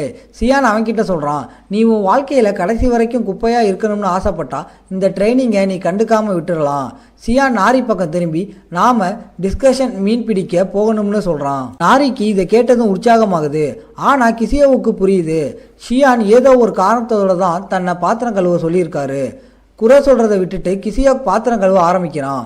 ஏன்னா அவன் பி கிளாஸ் வரதுக்கு ரொம்ப ஹார்ட் ஒர்க் பண்ணியிருக்கான். கிசியோக் தனக்குத்தானே புகழ்ந்துக்கிறான். தங்கிட்ட இருக்கிற நல்ல குணங்கள் பற்றி கிசியோக் நாரிக்கும் சியானுக்கும் பின்னாடி ஓடி போய் ஆபத்தில் அவங்க கூட சேர்ந்துக்கிறான். நாரியும் சியானும் மீன் பிடிக்க ட்ரை பண்ணிட்டு இருக்காங்க. கிசியோக் பாத்திரம் கழுவிட்டு இருக்கான். ஆனா அவனால அந்த மீன் கூட டீல் பண்ண முடியல. அதாவது அவனோட எனர்ஜி தண்ணியில இருக்கிற விலங்குகளோட சண்டை போட எனர்ஜி கிடையாது.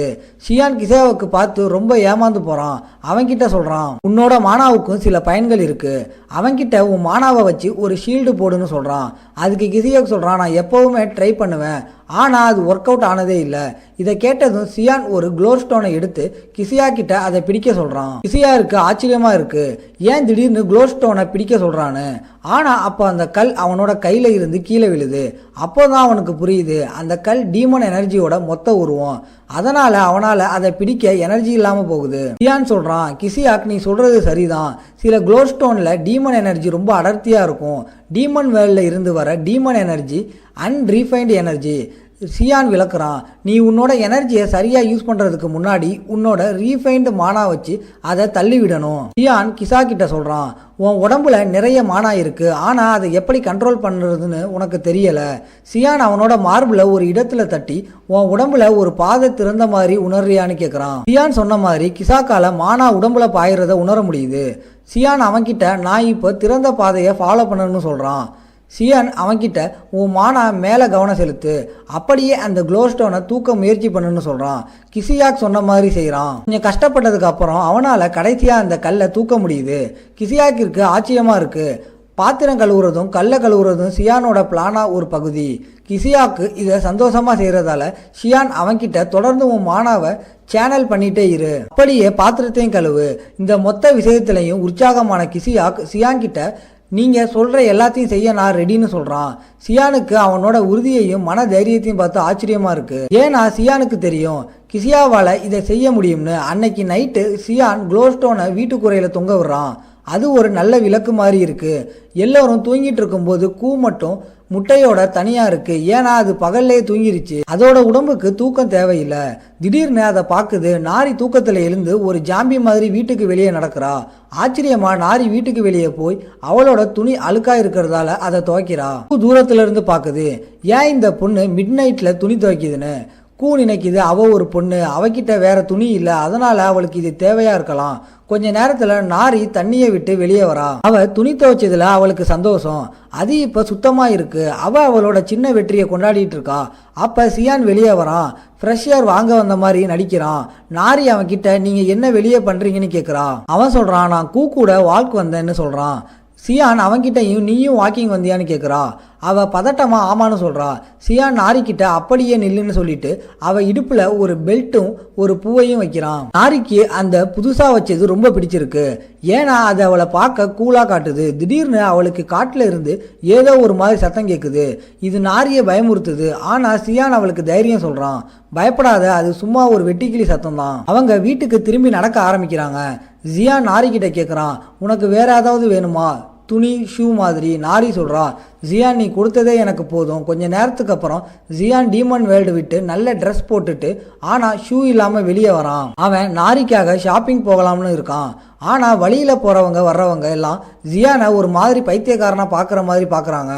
ஜியானால நாரியை டீமன் வேர்ல்டு விட்டு வெளியே கூட்டிட்டு வர முடியாது. ஏன்னா அவ உடம்புல டிராக்கிங் டிவைஸ் வச்சிருக்காங்க. அது மட்டும் இல்லாம அவ மன அதிர்ச்சியில இருக்கா. ஜியான் நம்பவே இல்லை, ஒரு குழந்தையோட துணிக்காக நாம மனுஷங்க வேர்ல்டுக்கு வருவோம்னு. அவன் துணிக்கடை எங்க இருக்குன்னு தேடிட்டு இருக்கும்போது அவனை ஒரு அழுக்கு துணி போட்ட சின்ன பையன் அணுகுறான். அவன் சொல்றான், 10,000 வான் கொடுத்தா துணிக்கடை எங்க இருக்குன்னு நான் காட்டுறேன். அவனுக்கு நல்லா தெரியுது ஜியான் இந்த ஊருக்கு புதுசுன்னு. அதனால அவன் ஒரு கடைக்கு கூட்டிட்டு போறதா சொல்றான். ஜியான் பணம் தர சம்மதிக்கிறான். ஆனா அவன்கிட்ட சொல்றான், என்கிட்ட சில்லறை இல்லை, நான் சில்லறை கிடைச்சதும் உனக்கு தரேன். அந்த பையனுக்கு ஒரு ஹண்டர் கிட்ட 10,000 வான் கூட இல்லையான்னு ஆச்சரியமா இருக்கு. அவன் நினைக்கிறான் ஜியான் ஒரு புதுசா வந்த ரூக்கி ஹண்டர், யாரோ இவனை ஏமாத்திட்டாங்க. இருந்தாலும் அவன் ஜியானை ஃபாலோ பண்ண சொல்றான். ஏன்னா இவன் பார்க்க துணி வாங்குற அளவுக்கு பணக்காரனா தெரியுறான். அவங்க தெரு வழியா நடந்து போகும்போது அவன் தன்னை போங்குன்னு அறிமுகப்படுத்திக்கிறான். ஜியான் கவனிக்கிறான், போலீஸ் வண்டிங்க அங்க நிக்குது. இதை வச்சு இந்த ஸ்லம் இப்போ பாதுகாப்பா இருக்குன்னு நினைக்கிறான். போங்க அப்ப சொல்றான், உன்னை பார்த்தா தெரியுது நீ எனர்ஜி கிடைச்சி ரொம்ப நாள் ஆகல. ஏன்னா நீ கேட்ல இருந்து எந்த எக்யூப்மெண்ட்ஸ் இல்லாம வெளியே வந்து போங்கு நினைக்கிறான். ஜியானை மற்ற ஸ்ட்ராங்கான ஆளுங்க கொள்ளையடிச்சிட்டாங்க. ஆனா அவன் ஜியானுக்கு ஒரு அட்வைஸ் தரான். கை விட்டுறதா ஜியான் நினைக்கிறான். இந்த பையன் அவனோட வயசுக்கு மீறி புத்திசாலியா இருக்கான். ஆனா அவன் சொல்றான், நான் ஒன்றும் சின்ன பையன் இல்லை, எனக்கு 17 வயசு ஆகுது. திடீர்னு அவங்களுக்கு முன்னாடி சில ரவுடிங்க நிற்கிறத பார்க்குறாங்க. போங்கு ஜியான் கிட்ட சொல்கிறான், இந்த டிஸ்ட்ரிக்ட் பக்கம் எப்போவுமே வராத, இதுதான் இங்கேயே ரொம்ப ஆபத்தான ஸ்லம். அதாவது ஸ்பேஸ் கேங்னு ஒரு குரூப் முதல்ல டிஸ்ட்ரிக்ட் 11 இருந்துச்சு. ஆனால் இப்போ அவங்க ஏரியாவை டிஸ்ட்ரிக்ட் 13 வரைக்கும் விரிவுபடுத்திட்டாங்க. போங்கு சொல்கிறான், போலீஸ்காரங்க கூட இப்போ அங்கே போகிறதில்ல.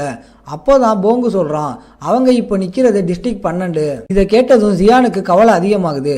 அவன் டிஸ்ட்ரிக்ட் 13 இருந்த ஆர்ஃபனேஜ் இன்னும் அங்கே இருக்கான்னு யோசிக்கிறான். இதே நேரத்தில் ஒரு குழந்தைகளுக்கான துணிக்கடைகளை அதோட ஓனர் புலம்பிகிட்டு இருக்காங்க.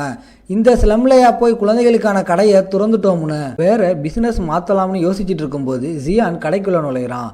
போங்குக்கும் கடை ஓனருக்கும் பார்க்குக்கும் ஒரு சின்ன சண்டை நடக்குது.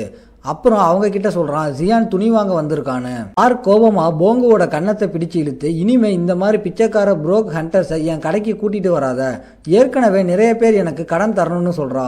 பார்க் ஜியானோட ட்ரெஸ்ஸை வச்சு அவனை எடை போட்டுட்டா. அவன் தான் போங்கு கிட்ட சொன்னாலாம், இந்த மாதிரி பரிதாபமான ஹண்டர்ஸை கடைக்கு கூட்டிட்டு வா, ஏன்னா அவங்க அவளோட செத்துப்போன தம்பியை ஞாபகப்படுத்துறாங்க. பார்க் இதை ஒத்துக்கிறா.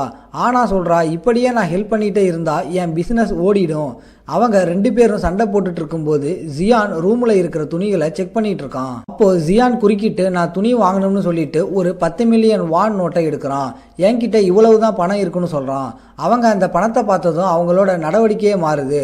பார்க் ஒரு நல்ல கடை ஓனர் மாதிரி நடிக்க ஆரம்பிக்கிறா. போங்கு அவனுக்கு ஒரு தட்டில் ஸ்நாக்ஸும் ட்ரிங்க்ஸும் கொண்டு வரான். பார்க் கடையில் இருக்கிற எல்லா துணிகளையும் மார்க்கெட்டிங் பண்ண ஆரம்பிக்கிறா. ஜியான் கடை ஓனர்கிட்ட சொல்கிறான், எனக்கு ஒரு நடுத்தர வயசு பொண்ணுக்கும் எனக்கும் துணி வேணும். பார்க் இதை கேட்டதும் சந்தோஷமாகி அவள் கடையில் இருக்கிற அழகான துணிகளை எல்லாம் எடுத்துட்டு வரா. நாள் முடியும் போது ஜியான் கடையில் இருந்த எல்லா துணியையும் வாங்கிடுறான். கடை ஓனர் நினைக்கிறா, இந்த நாள் இப்படியே தொடர்ந்தா நல்லா இருக்கும்னு. எல்லாத்தையும் பேக் பண்ணதுக்கு அப்புறம் அவ டெலிவரி பண்ணுறதா சொல்கிறா. ஆனால் ஜியான் அவகிட்ட நானே தூக்கிட்டு போகிறேன்னு சொல்கிறான். ஜியான் அப்புறம் ஒரு 1,00,000 வான் எடுத்து போங்கு கிட்ட தரான். அவன்கிட்ட உன்கிட்ட இன்னொரு ஹெல்ப் கேட்கணும்னு சொல்கிறான். அவங்க கடையை விட்டு வெளியே வந்ததும் போங்கு அமைதியாக ஜியானை ஒரு சத்திரத்துக்கு கூட்டிகிட்டு போகிறான். அவன் கேட்ட மாதிரி அவன் சொல்கிறான், இந்த சத்திரம் ரொம்ப பாதுகாப்பானது, ஏன்னா பக்கத்தில் போலீஸ் ஸ்டேஷன் இருக்குது. ஓனர் நல்லவர். இதை கேட்டதும் ஜியான் உள்ளே போகிறான். போங்கு கிட்ட வெளியே வெயிட் பண்ண சொல்கிறான். போங்கு வெளியே நின்று கடையில் நடந்ததை பற்றி யோசிச்சுட்டு இருக்கான். அவனுக்கு ஏதோ தப்பாப்படுது. ஏன்னா ஜியான் அவனுக்கு 1,00,000 வான் கொடுத்தான். அவனுக்கும் துணி வாங்கி கொடுத்தான். அவன் நினைக்கிறான், ஜியான் குழந்தைகளை கிட்னாப் பண்ணுற ஆளுங்களாக இருப்பானோ, இப்போ ஓடலாமா வேணாம்னு யோசிக்கிறான். அதே நேரத்தில் அவன் யோசிக்கிறான், ஜியான் ஒரு நல்ல ஆளாக இருக்கவும் வாய்ப்பு இருக்கு. கொஞ்ச நேரத்தில் ஜியான் வெளியே வரான். போங்கு சொன்னது சரிதான், ஓனர் நல்லவராதான்னு சொல்கிறான். திடீர்னு அவன் போங்கு கிட்ட ஒரு கீ தரான். நீ தெருவில் தான் வாழ்றன்னு எனக்கு நல்லா தெரியுது. ஜியான் ஒரு வருஷத்துக்கான ரெண்ட் அட்வான்ஸாக கட்டிட்டான். அதனால் அவன் அங்கே தங்கிக்கலாம். அது மட்டும் இல்லாமல் அவன் சாப்பாட்டுக்கும் பணம் கட்டிட்டான். ஜியான் போங்கு கிட்ட சொல்கிறான், நல்லா சாப்பிடு. எல்லாத்தையும் சரி செஞ்சதுக்கு அப்புறம் அவன் போங்கு கிட்ட நான் கிளம்புறேன்னு சொல்கிறான். ஜியான் டீமன் வேர்ல்டுக்கு திரும்பி போக கேட்டுக்குள்ளே நுழைய போகும்போது, உங்களுக்கு வேற ஏதாவது உள்நோக்கம் இருக்கா? ஏன்னா நீங்கள் என்ன இன்னைக்கு தான் பார்த்தீங்க. போங்கு அவனிடம் கேட்க வேண்டியதா போச்சு. ஜியான் தனக்கு இவ்வளவு நல்ல விஷயங்கள் செஞ்சதை போங்குவால் நம்ப முடியலை. அதுக்கு ஜியான் இதெல்லாம் செய்யும்போது எனக்கு என் பழைய ஞாபகங்கள் தான் வருது. ரொம்ப காலத்துக்கு முன்னாடி நானும் உன்ன மாதிரி தான் இருந்தேன்னு சொல்கிறான். இதை சொல்லிட்டு ஜியான் டீமன் வேர்ல்டுக்கு போகிறான். அவன் திரும்பி வர்றதுக்குள்ள நாரி அங்கே ரொம்ப கவலையாக இருக்கா. ஏன்னா ஜியான் அவகிட்ட சொல்லாமலே வெளியே போயிட்டான். அப்போ ஜியான் நான் உனக்கு கிஃப்ட் வாங்க போனேன்னு சொல்கிறான். அவன் அந்த பையை அவகிட்ட கொடுக்குறான். அதில் முழுக்க நல்ல துணிகளாக இருக்குது. ஜியான் தனக்காக வாங்கின அந்த நல்ல துணிகளை பார்த்து நாரிக்கு ரொம்ப சந்தோஷம். அவன் அவளை வீட்டுக்குள்ளே போய் அதை போட்டு பார்க்க சொல்கிறான். ஒரு சின்ன ஃப்ளாஷ்பேக்கில் ஜியான் மனுஷ வேர்ல்டுக்கு போகும்போது கிசியாக்கோட துணியை தான் கடன் வாங்கிட்டு போயிருக்கான். ஆனால் திரும்பி வரும்போது அவனுக்கு எதுவும் வாங்கிட்டு வரலை. கொஞ்ச நேரத்துக்கு பிறகு ஜியான் உட்கார்ந்து துணிகளை மடிச்சிட்டு இருக்கான். நாரி ஒவ்வொரு துணியா போட்டு பார்த்துட்டு இருக்கா. நாரி தனக்கு வாங்கின துணிகளை பார்த்து இவ்வளவு சந்தோஷமா இருக்கிறத பார்த்து ஜியானுக்கு சந்தோஷமா இருக்கு. அவளும் அந்த துணியில ரொம்ப அழகா இருக்கா. எல்லாத்தையும் போட்டு பார்த்துட்டு கடைசியா அவ ஒன்ன செலக்ட் பண்றா. அதுல நடுவுல ஒரு கோழி குஞ்சு படம் இருக்கு. இது பார்க்க கூ மாதிரியே இருக்குன்னு சொல்றா. இதை கேட்ட கூவுக்கு தன்னை போய் ஒரு துணியில இருக்க மங்கலான கோழி குஞ்சு படத்தோட ஒப்பிடுறாளேன்னு கடுப்பாகுது. அப்புறம் ஜியான் மீதி துணிகளை அவளையே மடிக்க சொல்றான். அவளும் சரின்னு சந்தோஷமா ஏத்துக்கிறா. அப்போ கூ சொல்லுது, ஜியான் வாங்கிட்டு வந்த எல்லா துணியையும் வைக்கிற அளவுக்கு வீட்டில் இடம் இல்லையேன்னு. ஜியான் சொல்றான், நானும் அதை பத்தி யோசிச்சேன். அதுக்கு ஒரு வழி இருக்கு. நம்ம வீட்டை இன்னும் கொஞ்சம் பெருசுபடுத்தணும். அப்போ ட்ரெஸ் வைக்கிறதுக்கே ஒரு சின்ன ரூம் கட்டலாம். கூடவே ஒரு அலமாரி செஞ்சிடலாம்னு அதுக்கு கூ கவலைப்படுது. அதுக்கு நம்ம மரத்தையெல்லாம் வெட்டணுமேனு. ஆனால் ஜியான் சொல்கிறான் அந்த வேலை செய்கிறதுக்கு என்கிட்ட சரியான ஆள் ஒருத்தன் இருக்கான்னு. உடனே அவன் கிசியாவை வரவழைக்கிறான். அவனுக்கு ஒரு ஸ்பெஷல் ட்ரைனிங் இருக்குன்னு சொல்கிறான். கிசியாவுக்கும் கூப்பிட்ட உடனே சந்தோஷமாக வந்துடுறான். அவன் ஜியான் கிட்ட உங்கள் ட்ரைனிங் யூனிஃபார்மை நான் துவச்சி வச்சிருக்கேன்னு சொல்கிறான். அவன் சொல்கிறது ஜியானோட அந்த கிழிஞ்ச துணியை. கிஷோக் சொல்கிறான் அதில் நிறைய விஷம் இருந்துச்சு, அது தெரியாமல் நான் அதை தொட்டு சாகிற நிலைமைக்கே போயிட்டேன். கிசாக் நினச்சிக்கிட்டான் ஜியான் தன்னோட பலத்தை அதிகப்படுத்திக்கவே வேணும்னு அந்த விஷம்பட்ட துணியை போட்டிருக்காருன்னு. ஆனால் பாவம் கிசியோவுக்கு தெரியல. ஜியான் அதை துவைக்க சோம்பேறித்தனப்பட்டு தான் அதை மாற்றலை. உடனே ஜியான் கிசியோ கிட்ட நீயே அதை போட்டுக்கலாம்னு சொல்கிறான். ஜியான் ஒரு சரியான காயை நகர்த்துறான். இதுதான் உனக்கு சரியான ட்ரைனிங் யூனிஃபார்ம்னு சொல்கிறான். இதை போட்டுக்கிட்டு போய் கொஞ்சம் மரம் வெட்டிட்டு வான்னு சொல்கிறான். உடனே கூ உள்ளே புகுந்து அவனுக்கு எந்த மரத்தை வெட்டணும்னு நானே செலக்ட் பண்ணி தரேன்னு சொல்லுது. இதை கேட்டதும் கிசியாவுக்கு பயம் வந்துருச்சு. ஏன்னா அந்த துணியை போட்டாலே செத்துருவோம் போல இருக்கு. இதில் ஜியான் அவனை போய் மரம் வெட்ட சொல்கிறாருன்னு கவலையாகிறான். அப்போ திடீர்னு வீட்டுக்குள்ளே இருந்து நாரி கத்துறா. அந்த முட்டைக்கு ஏதோ ஆகுது, எல்லாரும் வீட்டுக்குள்ள ஓடுறாங்க. ஜியான் நினைக்கிறான் அந்த முட்டை இப்போ பொரிய போகுதுன்னு. அதனால தான் அது இவ்வளவு வேகமா ஆடுது. கிசுயோ கவலைப்படுறான் இதுல இருந்து ஏதாவது பெரிய டிசாஸ்டர் கிரேட் மான்ஸ்டர் வெளியே வரப்போகுதுன்னு. ஆனால் நாரி ஒத்துக்கலை. இதுல இருந்து ஒரு அழகான குட்டி மான்ஸ்டர் தான் பிறக்கும்னு சொல்றா. ரெண்டு பேரும் சண்டை போட்டுட்டு இருக்கும் போதே முட்டை பொரிய ஆரம்பிக்குது. முதல்ல அதுல இருந்து சில கூர்மையான நகங்கள் வெளியே வருது. எல்லோரும் ஆவலா பார்த்துட்டு இருக்காங்க. முட்டை முழுசா பொரிஞ்சு அதுக்குள்ள இருந்து அந்த உயிரினம் வெளியே வருது. ஆனா நாரிக்கும் கிசியோவுக்கும் ஒரே குழப்பம். ஏன்னா அவங்க இதுக்கு முன்னாடி இந்த மாதிரி ஒரு உயிரினத்தை பார்த்ததே இல்லை. அதுக்கு உடம்பு பாம்பு மாதிரி, கால் மட்டும் பறவை மாதிரி இருக்கு. அந்த உயிரினம் கொஞ்சம் கூட நேரம் எடுக்கல. டேபிள்ல இருந்து நேரா கிசியோ முகத்துல தாவுது. அவன் பயத்திலேயே செத்துருவான் போல ஆகிறான். கொஞ்ச நேரத்துக்கு அப்புறம் கிசியோக்கு அவனோட மாஸ்டர் சொன்ன மாதிரி மரங்களை வெட்ட ஆரம்பிக்கிறான். கூ அவன் தலை மேல உட்கார்ந்துக்கிட்டு வேலையை கண்காணிக்கிறது. மரங்களை வெட்டும்போது கிசியோவுக்கு ரொம்ப கஷ்டமா இருக்கு. ஏன்னா அந்த துணியில இருந்து விஷம் அவனை பாதிக்குது. கிசியாக்கால நம்பவே முடியல. எப்படி சியானால இந்த கருமம் முடிச்ச துணியை சர்வசாதாரணமாக போட்டுக்கிட்டு சுத்த முடியுதுன்னு. ஆனால் ஜியான் துணியெல்லாம் மடித்து வச்சுட்டு ஜாலியாக இருக்கான். அப்போ நாரி அந்த புது வீரத்தை கையில் தூக்கிட்டு வரா. இது பார்க்க ரொம்ப அமைதியாக நல்ல பிள்ளையா இருக்குன்னு ஜியான் கிட்ட சொல்றா. ஜியான் நம்புறான் நாரி தான் அதோட உயிரை காப்பாத்துனா. அதனால அந்த உயிரினம் நாரிக்கு விசுவாசமா இருக்குன்னு. ஆனா அதுக்கு என்ன பேர் வைக்கிறதுன்னு தான் இப்ப கேள்வி. ஜியான் சொல்றான் அதுல பாதி பாம்பு மாதிரி இருக்கிறதால அதுக்கு சாசான்னு பேர் வைக்கலாம்னு. நாரி இதை பத்தி ஜியான் கூட பேசிட்டு இருக்கும் போது சாசா அவ கையில இருந்து குதிச்சு காட்டுக்குள்ள ஓடுது. ரெண்டு பேரும் சந்தோஷமா விளையாடுறத பார்த்து ஜியானுக்கு சந்தோஷமா இருக்கு. இது குடும்பத்துக்கு நல்லதுன்னு நினைச்சுக்கிறான். அப்புறம் ஜியான் கூக்கிட்ட சொல்றான் நான் இதுக்கு முன்னாடி சாசா மாதிரி ஒரு இனத்தை பார்த்ததே இல்லைன்னு. கூவும் அதையே தான் சொல்லுது. அப்படின்னா இது ஒரு அபூர்வமான இனமா இருக்கலாம். ஆனால் கூவுக்கு ஒரு விஷயம் மட்டும் நிச்சயம் தெரியுது. இந்த மான்ஸ்டர் எரிமலை பகுதியில் இருந்து வந்தது. அதனால நம்ம மான்ட்ரோரா செடிங்க மேல ஒரு கண்ணு வைக்கணும். ஏன்னா எரிமலை பகுதியில் இருக்க மான்ஸ்டருங்க செடி வகைகளை ஒரு டெலிகசி மாதிரி பார்க்கும். அந்த பகுதியில் செடிகளே அதிகமாக இருக்காது. அதனால கண்ணில் படுற எந்த செடியும் அதுங்க கடிச்சு தின்னுடும். அதுலேயும் அதிகமாக டிமானிக் எனர்ஜி இருக்க செடிங்கன்னா அதுங்களுக்கு ரொம்ப பிடிக்கும்.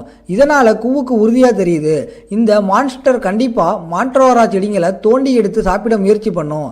கூ கணிச்ச மாதிரியே அந்த மான்ஸ்டர் ஏற்கனவே மான்ட்ரோரா தோட்டத்துக்கு போயிருச்சு. அங்க அதுங்களுக்கும் இதுக்கும் சண்டை ஆரம்பிக்குது. நாரி அவங்கள தடுக்க போறா. ஆனா ஜியான் அதை தேவையில்லைன்னு சொல்றான். அதுங்க மான்ஸ்டருங்க, அதுங்களுக்கு இருக்க பிரச்சனையை ஒரு தடவையாவது சண்டை போட்டு தீக்கட்டும்னு சொல்றான். சாசா இன்னும் ரொம்ப குட்டியா இருக்கிறதால அதால செடிங்களுக்கு பெரிய ஆபத்து வராதுன்னு ஜியான் நினைக்கிறான். அப்போ சாசா இருக்கிறதுலே சின்ன மான்ட்ரோராவை குறி வைக்குது. ஆனா பெரிய மான்ட்ரோரா அதை தடுக்குது. உடனே அந்த மான்ட்ரோரா செடிங்க தற்காப்பு மற்றும் எதிர்த்தாக்குதல் மோடுக்கு மாறுதுங்க. எதிர்பார்த்த மாதிரியே ரெண்டாவது மான்ட்ரோரா எதிர்த்தாக்குதல் நடத்துது. ஆனா சாசா சிரிச்சுக்கிட்டே தன்னோட வாழை வச்சு அந்த தாக்குதலை தடுக்குது. ஆனா மூணாவது மான்ட்ரோரா இந்த கேப்ல சாசாவை பக்கத்துல நெருங்குது. கடைசியில மான்ட்ரோரா செடிங்க எல்லாம் சேர்ந்து சாசாவை அடிச்சு தும்சம் பண்ணிருதுங்க. அது அழ ஆரம்பிக்குது. சாசா அங்க இருந்து தப்பிச்சு ஓடுது. ஜியான் சொல்றான் இந்த சண்டையோட முதல் ரவுண்டுல மான்ட்ரோரா செடிங்க ஜெயிச்சிருச்சுன்னு. இப்போ ஷோ முடிஞ்சதால ஜியான் நம்ம வேலையை திரும்பி போய் பார்க்கலாம்னு சொல்றான். 2 நாளுக்கு அப்புறம் கிசியாக் வீட்டை கட்டி முடிக்கிறான். கிசியாக் அந்த துணியை கலட்டி எரியும் போது அவனுக்கு கண்ணுல ஆனந்த கண்ணீரே வருது.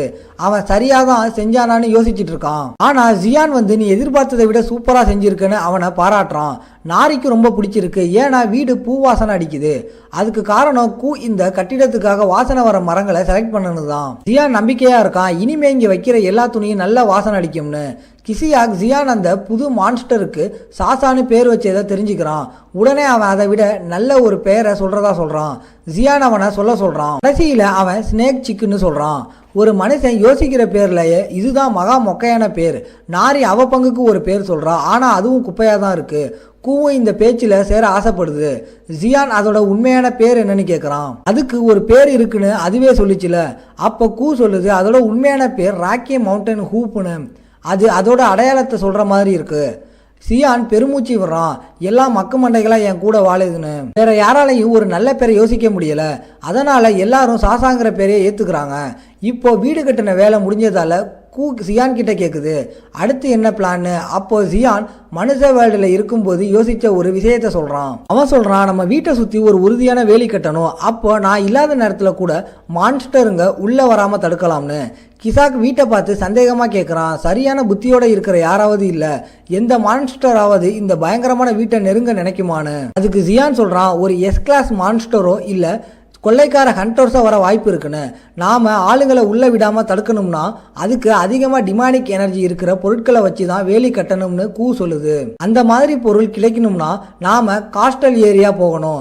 அங்கே பிளாக் ஸ்டோனை விட உறுதியான எல்லோ கலரில் ஒரு படிகைக்கல் கிடைக்கும்னு சொல்லுது. ஜியான் இப்போதே கற்பனை பண்ணுறான்.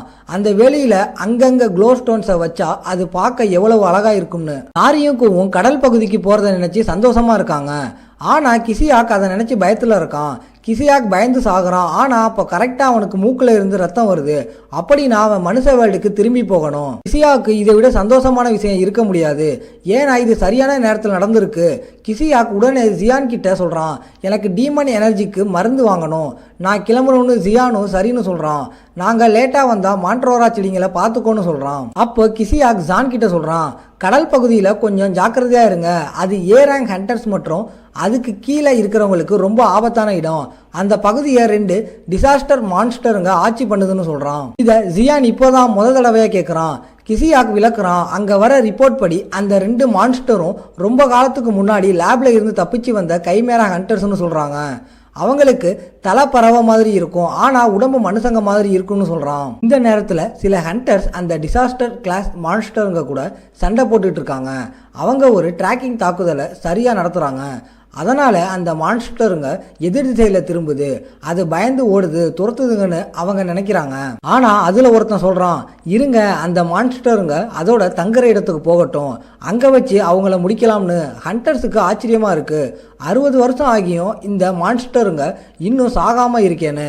இந்த கைமேராங்க முழுசாக மான்ஸ்டராக மாறிடுச்சுங்க. கைமேரா ஹண்டர்ஸை உருவாக்குன அந்த பெரிய சாதனையை இந்த மான்ஸ்டருங்க கெடுக்கிறதுக்கு நாம் அனுமதிக்க கூடாதுன்னு அவங்க பேசிகிட்டு இருக்காங்க. அப்போ திடீர்னு அவங்க கவனிக்கிறாங்க அந்த மான்ஸ்டர் ஓடல, ஆனால் நேராக அவங்கள நோக்கி தான் வருது. டீம் லீடர் அவனோட ஆளுங்க கிட்ட வர தாக்குதலை எதிராக ஒரு பேரியர் போட சொல்லி கத்துறான். ஆனால் அவங்களோட தடுப்பு அந்த மான்ஸ்டர் தாக்குதல் முன்னாடி நிற்கலை. ஒரே அடியில் அது சுக்குநூறா உடைச்சிருது. அப்போதான் அவங்களுக்கு உரைக்குது ஆமா இந்த மான்ஸ்டரோட பலத்தை தப்பாக எடை போட்டுட்டோம்னு. அந்த மான்ஸ்டர் மறுபடியும் அவங்கள தாக்குது. அவங்கள முடிக்க போகிற நேரத்தில் நாரி அங்கே வந்து அந்த மான்ஸ்டர் ஒரு குத்து குத்துறா. உன்னோட சைஸுக்கு ஏற்ற ஆளுங்க கூட சண்டை போடுன்னு சொல்கிறா. நாரி ஒரு கைமேரான அந்த மான்ஸ்டர் கண்டுபிடிச்சிருது. உடனே அது பின்னாடி குதிச்சு நிலைமையை யோசிக்குது. அப்போ நாரி ஜியான் கிட்ட சொல்றா இந்த மான்ஸ்டர் அந்த ஹண்டர்ஸை கொடுமைப்படுத்துதுன்னு. ஆனா ஜியான் நினைக்கிறான் இல்ல இது தப்பா தெரியுதுன்னு. அப்போதான் அந்த ஹண்டர்ஸுக்கு மெக்கானிக்கல் கைமேரா இங்க பக்கத்துல தான் இருக்குன்னு சிக்னல் கிடைக்குது. அப்போதான் ஜியானுக்கு புரியுது நாரியோட உடம்புல இன்னும் அந்த ட்ராக்கிங் டிவைஸ் இருக்குன்னு. அது மட்டும் இல்லாம ஜியானுக்கு அந்த பறவத்தல ஆளை தெரிஞ்ச மாதிரி இருக்கு. ஜியான் அவனை பார்த்து கத்துறான் நாம ரூம்மேட் இருந்தோமாம், ஞாபகம் இருக்கான்னு. ஆனா அவனோட டேக் நம்பர் மட்டும் அவனுக்கு ஞாபகம் வரல. ஜியான் அந்த பறவத்தல ஆள் கூட பேசிட்டு இருக்கும்போது ஹண்டர்ஸ் பேசிக்கிறாங்க. நாம இப்போ பின்வாங்கி மனுஷ வேர்ல்டுக்கு திரும்பி போறதுதான் நல்லது, ஆனா நாம இன்னும் பலமா திரும்பி வருவோம்னு. இதை சியான் கேட்டதும் அவனுக்கு தெரிஞ்சிச்சு இவங்களால பின்னாடி சொல்ல வரும்னு. உடனே அவன் அந்த பறவத்தல ஆள்கிட்ட சொல்றான் நாம 2 பேரும் சேர்ந்து இந்த நிலைமையை சரி பண்ணிடலாம்னு. கடைசியில தெரிய வருது அந்த பறவத்தல ஆள் உண்மையிலேயே அவனோட ரூம்மேட் நம்பர் 33 தான். நம்பர் 33க்கும் ஜியான் கிட்ட இருந்து வர வாசனை ஞாபகம் வருது. அவன் நம்பர் 17 கண்டுபிடிச்சிடறான். 66 வருஷத்துக்கு முன்னாடி டிடிஏ லெபார்டரி பக்கத்துல இருந்த ஒரு காட்டுல நம்பர் 33 ஒரு சின்ன பொண்ணா தன்னோட முதுகுல தூக்கிட்டு லேப்ல இருந்து தப்பிக்க முயற்சி பண்ணிட்டு இருக்கான். அந்த சின்ன பொண்ணோட பேரு அப்ப கியா. நம்பர் 33 அவங்க 2 பேரையும் பாதுகாப்பா கூட்டிட்டு போக போராடிட்டு இருக்கான். அவங்க காடு வழியா ஓடும்போது திடீர்னு குட்டி ஷியான் அவங்க முன்னாடி வரான். நம்பர் 33 கிட்ட சொல்றான், உன்னோட சைடு எஃபெக்ட்ஸ் பத்தி கேள்விப்பட்டேன், அது இன்னும் மோசமாகிட்டே போகுது. அவன் நீ இன்னும் 3 நாளுக்குள்ள திரும்ப வரலைன்னா உனக்கு ரொம்ப மோசமா முடியும். ஏன்னா அந்த டிட்டோனேஷன் ஸ்பெல் வேலை செய்ய ஆரம்பிச்சு உன்னை கொன்னுடும். ஆனா உன் தங்கச்சி கியாவை இப்போதைக்கு முடிக்கிற பிளான் அவங்களுக்கு இல்ல. நீ லேபுக்கே திரும்பி வந்துரு. அங்க உனக்கு சைடு எஃபெக்ட்ஸ் கட்டுப்படுத்த மருந்து கிடைக்கும். அதை வச்சு நீ இன்னும் கொஞ்ச நாள் ஒரு நாளா இருந்தா கூட உயிரோட இருக்கலாம்னு. அதுக்கு நம்பர் 33 ஜியான் கிட்ட சொல்றான், எங்களை மாதிரி உனக்கு சைடு எஃபெக்ட்ஸ் இல்ல, அதனால எங்களோட வழி உனக்கு என்னைக்குமே புரியாதுன்னு. நம்பர் 33 அவனோட தங்கையை கீழே படுக்க வச்சுட்டு ஜியான் கிட்ட சொல்றான், எனக்கு முக்கியம் சுதந்திரமா வாழ்றது தான், அதுக்காக நான் உன் கூட சண்டை போடவும் தயார், வழியை விடுன்னு சொல்றான். அப்ப ஜியான் அவனுக்காக டீமன் வேர்ல்டுக்கு ஒரு கேட்டை திறக்கிறான். நம்பர் 33க்கு ஒரே ஆச்சரியம், ஏன்னா அவன்கிட்ட ஒரு கேட் ஸ்டோன் இருக்குன்னு அவன் எதிர்பார்க்கல. டீமன் வேர்ல்டு போனா நமக்கு 2 ஆப்ஷன் தான் இருக்குன்னு நமக்கு நல்லா தெரியும். ஒன்று நம்ம மனுஷ செல்கள் அங்கே இருக்க டீமன் எனர்ஜியால் விஷமாகி செத்துரும், இல்லை நம்ம மான்ஸ்டர் செல்கள் அந்த டீமன் எனர்ஜியை உள்வாங்கி ஆக்டிவேட் ஆகிடும். ஜியான் நம்பர் 33 கிட்ட சொல்கிறான், நீ சுதந்திரமாக சாகுற வரைக்கும் வாழணும்னு ஆசைப்படுற, அதுக்கு டீமன் வேர்ல்டு தான் உனக்கு சரியான ஆப்ஷன். லேபோட வெடிக்கிற ஸ்பெல் நீங்கள் டீமன் வேர்ல்டுக்கு போயிட்டா வேலை செய்யாது. நம்பர் 33 கேட்குறான், டீமன் வேர்ல்டில் உயிர் பிழைக்க ஏதாவது வழி இருக்கான்னு. அதுக்கு ஜியான் சொல்கிறான், உன்னோட மனுஷ உடம்பையும் மனசையும் அந்த டீமன் எனர்ஜியில் இருந்து பாதுகாக்கிற அளவுக்கு நீ மானாக் எனர்ஜியை வளர்த்துக்கணும். உன்னோடைய இப்போதைய திறமைக்கு அது கொஞ்சம் கஷ்டம்தான், ஆனால் எதிர்காலத்தில் என்ன நடக்கும்னு யாருக்கும் தெரியாதுன்னு சொல்கிறான். நம்பர் 33 சொல்கிறான், நீ எதுக்கு எங்களுக்கு ஹெல்ப் பண்ணுறன்னு எனக்கு தெரியலை, ஆனால் இந்த ஹெல்ப்பை நான் ஏற்றுக்கிறேன்னு. டீமன் வேர்ல்டு போகிறதுக்கு முன்னாடி நம்பர் 33 சொல்கிறான், நாம் 4 வருஷமாக ரூம்மேட்ஸாக இருந்தோம், ஆனால் இன்னும் நம்மளோட பேரை கூட ஒருத்தருக்கு ஒருத்தர் சொல்லிக்கலன்னு. அப்போ தான் நம்பர் 33 அவனோட பேரை சொல்கிறான், என் பேர் யூபாம்னு. இப்போ நிகழ்காலத்தில் ஜியான் அந்த ஹண்டர்ஸை மைண்ட் கண்ட்ரோல் பண்ணி அவங்களோட ஞாபகங்களை அழிக்கிறான். அது சரியாக வேலை செய்யுதுன்னு தெரிஞ்சதும் அவங்கள போக விட்டுறான். ஜியானோட உடம்புல ஆப்லிவியன் ஹெப் செல்கள் செலுத்தப்பட்டிருக்கு, அதனால ஹிப்னாசிஸ் மற்றும் ஞாபக மறதியை உண்டாக்க முடியும். யூபாமாவில் நம்பவே முடியல. ஜியானுக்கு எந்த சைடு எஃபெக்ட்ஸும் வரலைங்கிற ஒரே காரணத்துக்காக அவன் உடம்புல என்னவெல்லாம் ஏற்றிருக்காங்கன்னு. ஜியான் சொல்கிறான், நீ போனதுக்கு அப்புறம் நிறைய நடந்துச்சுன்னு. அப்போ நாரி ஜியானோட துணியை பிடிச்சி இழுத்து, உங்களுக்கு யூபாமை எங்கே இருந்து தெரியும்னு கேட்குறா. அவங்க இப்போ ட்ரைப் விளையாடிட்டு இருக்கிறதால ஜியான் நாரி கிட்ட சொல்கிறான், யூபாம் ஸ்பேரோ ட்ரைப் சேர்ந்தவனு. இதை கேட்டு யூபாமுக்கே ஷாக் ஆயிடுது. ஜியான் இன்னும் ஜாலியாக நாரியை கிண்டல் பண்ணுறான். ஸ்பேரோ ட்ரைபும் கோகனட் ட்ரைபும் பார்ட்னர்களான்னு கேட்குறான். நாரி உடனே பதில் சொல்கிறா, ஆமாம் நாங்கள் பார்ட்னர்கள் தானே. இவங்க 2 பேரும் பேசிக்கிட்டு இருக்கும்போது யூபாம் ஒரே குழப்பத்தில் நிற்கிறான். அப்போ நாரி ஜியான் முன்னாடி தலையை குனிஞ்சு மன்னிப்பு கேட்குறா. நான் உங்களை கெட்டவன்னு நினச்சி தப்பாக தாக்கிட்டேன்னு சொல்கிறா. நாரி உடனே பசிக்குதுன்னு சொல்ல ஆரம்பிச்சிடறான். ஜியான் யூபாம் கிட்ட கேட்குறான், உங்கள் வீட்டில் சாப்பாடு ஏதாவது இருக்கான்னு. யூபாம் அவன் முன்னாடி நடக்கிற எதையுமே நம்ப முடியாமல் குழப்பத்தில் இருக்கான். ஏன்னா ஜியான் ஒரு பொண்ணை வளர்க்குறதாங்கிறத அவனால் நம்பவே முடியலை. கொஞ்ச நேரத்தில் யூபாம் அவன் வீட்டுக்கு கூட்டிகிட்டு போகிறான். அது பார்க்க ஒரு உண்மையான பறவைக்கூடு மாதிரியே கட்டப்பட்டிருக்கு. ஜியான் யூபாமை பாராட்டுறான், உண்மையிலேயே உன் வீட்டை நீ ரொம்ப நல்லா கட்டியிருக்கேன்னு. அப்போ யூபாம் ஒரு தட்டில் சுட்ட சிப்பிகளை கொண்டு வரான். அதில் டீமன் வேர்ல்டு பட்நட் கூட சேர்த்துருக்கான். அதை பார்க்கும்போதே சுவையாக இருக்குன்னு தெரியுது. கூவும் நாரியும் அதை சாப்பிட்டதும் அவங்க சொர்க்கத்துக்கே போயிடுறாங்க. ஜியானா ஒத்துக்கிறான், சாப்பாடு ரொம்ப நல்லா இருக்குன்னு. அதில் யூபாம் சேர்த்த சிகப்பு பாசியும் நல்லா இருக்கு. யூபாம் அவனோட சமையலை பற்றி பெருமையாக சொல்கிறான். இந்த சிகப்பு பாசி ஒரு ஆல் பர்பஸ் மசாலான்னு யூபாம் அவங்கள மெதுவாக சாப்பிடுங்கன்னு சொல்கிறதுக்குள்ள நாரி இன்னும் வேணும்னு கத்துறா. யூபாமுக்கு ஹார்ட் அட்டாக் வராத குறை தான், ஏன்னா அவன்கிட்ட சமைக்க பொருள் தீந்துருச்சு. நாரிக்கு சாப்பாடு அவ்வளோ பிடிச்சிருந்ததால அவளே போய் கொஞ்சம் சிப்பிகளை பிடிச்சிட்டு வரதா சொல்கிறா. அப்போ யூபாம் மறுபடியும் அந்த டிஷ் செய்வான்ல. அப்போ யூபாம் சொல்கிறான், நீ போய் சிப்பி பிடிக்கிறத கொஞ்சம் ஆபத்துன்னு. ஆனால் நாரி அதை கேட்காம ஓடிடுறா. நான் எவ்வளவு முடியுமோ அவ்வளவு பிடிச்சிட்டு வரேன், ஏன்னா எனக்கு வயிறு நிறைய சாப்பிடணும்னு சொல்லிட்டே போகிறா. குழந்தைங்க போனதுக்கப்புறம் பெரியவங்க அவன் போனதுக்கப்புறம் நடந்ததை பற்றி பேச ஆரம்பிக்கிறாங்க. ஜியான் அவனோட உடம்புல இருந்த இம்மார்டாலிட்டி செல்களால் மறுபடியும் உயிர் பிழைச்சி வந்ததை கேட்டு யூபாம் ஆச்சரியப்படுறான். யூபாம் ஜியான் கிட்ட கேட்குறான், நீ திரும்ப லெபார்டரி போகிற ஐடியா இருக்கான்னு. ஜியான் ஒத்துக்கிறான், சில சமயம் அந்த மாதிரி தோணும், ஆனால் எனக்கு இப்போ ஒரு நல்ல வாழ்க்கை கிடைச்சிருக்கு, நான் அவசரப்பட விரும்பலைன்னு. ஜியான் யூபாம் கிட்ட கேட்குறான், உனக்கு பழி வாங்குற ஐடியா நிம்மதியாக இருக்கான்னு. யூபாம் சொல்கிறான், நீ மறுபடியும் உயிர் பிழைச்சதால உன் உடம்புல இருந்த ஸ்பெல்ஸ் எல்லாம் காணாமல் போயிருக்கலாம். ஆனால் எங்களுக்கு அப்படி இல்லை. எங்களுக்குள்ள இன்னும் அந்த டீட்டோனேஷன் ஸ்பெல்ஸ் இருக்குது. நாங்கள் மனுஷ வேல்டுக்கு திரும்ப போனாலேயே வெடிச்சு செதறுவோம்னு எனக்கு நல்லா தெரியும். ஜியான் கவனிக்கிறான், யூபாமால அவனோட ரெக்கைகளை கட்டுப்படுத்த முடியுது. ஆனால் அவன் தலை பற்றி கேட்குறான். அது எப்போதாவது பழையபடி மாறிச்சுன்னு அதுக்கு யூபாம் சொல்கிறான், என்னால் அதை மாற்ற முடியும். ஆனால் நான் வேணும்னே தான் இப்படி வச்சிருக்கேன். என் தங்கச்சியோட முகம் மாறிடுச்சு. நான் மட்டும் நார்மலாக இருந்தால் அவள் கண்டிப்பாக கவலைப்படுவா. அப்போ ஜியான் யூபாம் கிட்ட ஒரு முக்கியமான கேள்வியை கேட்குறான். உனக்கு இன்னும் 1 மாதம் தான் ஆயுசு இருக்குன்னு உனக்கு தெரியுமான்னு. யூபாம் அதை கேட்டு ஆச்சரியப்படலை. ஏன்னா அது அவனுக்கு ஏற்கனவே தெரியும். யூபாம் ஒத்துக்கிறான். நான் முதல்ல டீமன் வேர்ல்டுக்கு வந்தப்போ ரொம்ப கஷ்டமாக இருந்துச்சு. உயிர் பிழைக்கிறதுக்காகவே நான் மானா எனர்ஜியை சேகரிக்க வேண்டியதாக இருந்துச்சு. கொஞ்ச நாளுக்கு அப்புறம் என் மானாவும் டீமன் எனர்ஜியும் ஒரே லெவலில் இருக்கிறத உணர்ந்தேன். அதனால் நான் ரொம்ப காலமாக நிம்மதியாக இருந்தேன். ஆனால் கொஞ்ச நாளைக்கு முன்னாடி ஒரு பயங்கரமான விஷயம் நடந்துச்சு. கியாவோட மானா ஹோல்ஸ் சிக்கிக்கிச்சு. அவளோட டீமன் எனர்ஜி கட்டுக்கடங்காமல் போக ஆரம்பிச்சுது. நான் அதை பலவந்தமாக திறக்க முயற்சி பண்ணேன். ஆனால் அதில் என்னோட மானா ஹோலை டேமேஜ் ஆகிருச்சு. நான் அதை சமாளிச்சுட்டு வரேன். ஆனால் கியா தூக்க மருந்து இருக்கிற பழங்களை சாப்பிட்டு தூங்கிட்டே இருக்கா.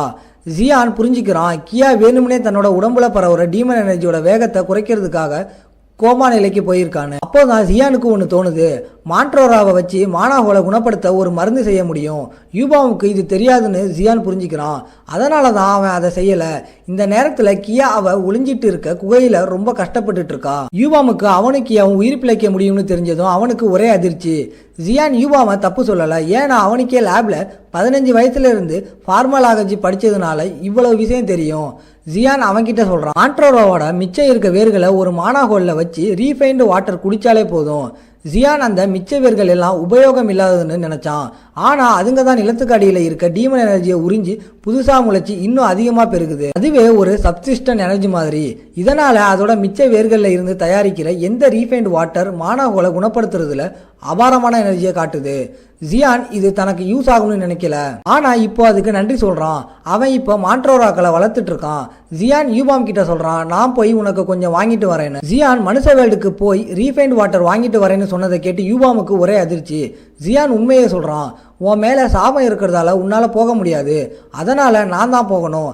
ஆனால் நான் போயிட்டு வர வரைக்கும் நீ நாரியையும் கூவையும் பார்த்துக்கணும். இந்த ரீஃபைண்ட் வாட்டரை செய்கிற ஆல்கெமிஸ்ட் காசு கொடுக்கணுமே. ஜியான் யூபாம் கிட்ட காசு இருக்கான்னு கேட்குறான். அவன் இல்லைன்னு சொல்கிறான். ஆனால் அவன்கிட்ட ஹண்டர்ஸ் கிட்ட இருந்து பிடுங்கின மற்ற பொருட்கள் நிறைய இருக்குது. ஜியான் அந்த பொருட்களை வாங்கிட்டு இதுவே போதும்னு யூபாம் கிட்ட தைரியம் சொல்கிறான். ஜியான் மனுஷ வேல்டுக்கு போகிறான். அங்கே போங்குவை பார்த்து தனக்கு ஒரு ஆல்கெமிஸ்ட் வேணும்னு கேட்குறான். நல்ல வேளையா போங்கு இப்போ ஒரு மரியாதையான கைடு ஆகிட்டான். அவன் ஜியான் கிட்ட சிலம் பகுதியில் திறந்திருக்க ஒரு ஆல்கெமிஸ்ட் கிளையை பற்றி சொல்கிறான். அவன் ஜியான் அங்கே கூட்டிகிட்டு போகிறான். ஏன்னா அங்கே தான் அவங்களுக்கு தேவையானது கிடைக்க வாய்ப்பு இருக்குது. ஜியான் கவனிக்கிறான், போங்கு கையிலையும் கால்லையும் ஜான் பேங்க் கட்டிகிட்டு இருக்கான். ஏன்னு கேட்குறான். அதுக்கு போங்கு சொல்கிறான், நான் என் ஸ்டெமினாவை ஏற்றுறேன், அப்போ தான் உங்களை மாதிரி நானும் பலசாலி ஆக முடியும்னு. இதை கேட்டு ஜியான் ஆச்சரியப்படுறான். போங்கு சொல்கிறான், நீங்கள் ஒரு பயங்கரமான ஹண்டர்னு நான் அப்போவே கண்டுபிடிச்சிட்டேன். ஏன்னா நீங்கள் டீமன் வேர்ல்டு வெறும் கையோட போயிட்டு வரீங்கன்னு. இந்த நேரத்தில் அவங்க அந்த ஆல்கெமிஸ்ட் கடைக்கு வந்துடுறாங்க. போங்கு ஜியான் கிட்ட சொல்கிறான், இங்கே கொஞ்சம் நாளைக்கு முன்னாடி தான் ஒரு புது பிரான்ச் மேனேஜர் வந்தார். அவர் ரொம்ப திறமையானவராம். திறமை மட்டும் இல்லை, நல்ல குணமும் உள்ளவராம். அப்போது அவங்க அந்த மேனேஜர் தூரத்தில் பார்க்குறாங்க. அவர் ஒரு லோன் ஷேர் கிட்ட இருந்து ஃபோனில் திட்டு வாங்கிட்டு இருக்காரு. போங்கு சொல்கிறான், அந்த மேனேஜர் இதுக்கு முன்னாடி கோல்டு சிட்டி பிரான்ச்சில் 20 வருஷமாக வேலை செஞ்சார். ஆனால் அவரை இங்கே ஸ்லம் பகுதிக்கு டிமோட் பண்ணி மாற்றிட்டாங்க. சம்பளத்தையும் குறைச்சிட்டாங்கன்னு ஜியான் நினைக்கிறான். இவன் ஏதோ தப்பு பண்ணியிருக்கான், அதனால தான் டிமோட் பண்ணியிருக்காங்கன்னு. ஆனால் போங்கு விளக்குறான், நான் கேள்விப்பட்ட வரைக்கும் அவரோட மேனேஜர் ஒருத்தர் ஸ்லம் பகுதிக்கு வர பேக்கேஜில் இருந்து ரகசியமாக பணத்தை எடுத்திருக்காரு. இதை ஆல்கெமிஸ்ட் கிம் ரிப்போர்ட் பண்ணதும் பிரச்சனை பண்ணுறவன்னு சொல்லி அவரையே இங்கே தூக்கி அடிச்சிட்டாங்க. இப்படித்தான் அவர் இங்கே ஸ்லம்முக்கு வந்தார். அப்போ கிம் போங்குவை பார்த்துறான். அவனோட சோகமான முகம் உடனே பிரகாசமாகுது. போங்கு கிம் கிட்ட சொல்கிறான், ஜியானுக்கு ஒரு ஆல்கெமிஸ்ட் தேவைப்படுறாருன்னு. ஜியான் அவனோட எனர்ஜியை வச்சு அந்த ஆளை செக் பண்ணுறான். அவனுக்கு தெரியுது கிம் உண்மையிலேயே திறமையானவர் தான். அவங்க 2 பேரையும் சேர்த்து வச்சுட்டு போங்கு நான் போய் ட்ரைனிங் பண்ணணும்னு சொல்லிட்டு கிளம்புறான். அந்த ஆல்கெமிஸ்ட் ஆஃபீஸ் உள்ள அட்டண்டட் ஒருத்தர் கம்மியான வருமானத்தை பற்றி புலம்பிகிட்டே இருக்காரு. அப்போ ஜியானும் மேனேஜரும் ரூமுக்குள்ளே வராங்க. உள்ளே வந்ததும் ஜியான் நேரடியாக விஷயத்துக்கு வரான். கிம் கிட்ட கேட்குறான், நீங்கள் ஒரு ஏ ரேங்க் ஆல்கெமிஸ்ட், உங்களால் மான்ட்ரோராவை வச்சு ரீஃபைன்டு மானாஹோல் தண்ணி செய்ய முடியுமான்னு. ஜியான் சேர்த்து சொல்கிறான், எனக்கு ஒரு 2 லிட்டர் அந்த தண்ணி வேணும்னு. கிம் நினைக்கிறான் ஜியான் குப்பையை பற்றி பேசிகிட்டு இருக்கான். ஏன்னா ஸ்லம்ஸ் பகுதியில் மாற்றோரா எல்லாம் கிடையாது. அது மட்டும் இல்லாமல் என் ரேங்க் இவனுக்கு எப்படி தெரியும்னு ஆச்சரியப்படுறான். கிம் இந்த ஆஃபரை ரிஜெக்ட் பண்ண போகிறான். ஏன்னா பொருள் இல்லை. அப்போ ஜியான் அதிக டீமன் எனர்ஜி இருக்க சின்ன மாற்றோரா வேர்களை வெளியே எடுக்கிறான். அதை பார்த்து கிம் ஷாக் ஆகிடுறான். கிம் ஆடி போகிறான். ஏன்னா அந்த வேர்கள் இப்போதான் பறிச்ச மாதிரி அவ்வளவு ஃப்ரெஷ்ஷாக இருக்கு. அப்புறம் ஜியான் சொல்கிறான், கிம் உங்களோட வேலைக்கு கூலியா நான் கடலுக்கு பகுதியில் இருந்து கொண்டு வந்த ஸ்பெஷல் பொருட்களை தரேன்னு.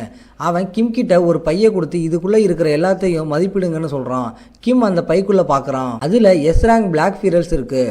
அதை பார்த்து அவன் ஆடி போகிறான். ஏன் நான் ஹெட் ஆஃபீஸில் கூட இந்த மாதிரி ஒன்றை பார்த்ததில்ல. இது கூடவே பெரிய சிப்பிகளும் சிகப்பு பாசியும் இருக்குது. ஜியான் கிம் கிட்ட கேட்குறான், இது எல்லாம் என் வேலைக்கான கூலிக்கு போதுமானு. அதுக்கு அவன் இது போதும்னு சொல்கிறான். உண்மையை சொல்லணும்னா இந்த மொத்த கட்டிடத்தையே வாங்குற அளவுக்கு இது மதிப்புள்ளது.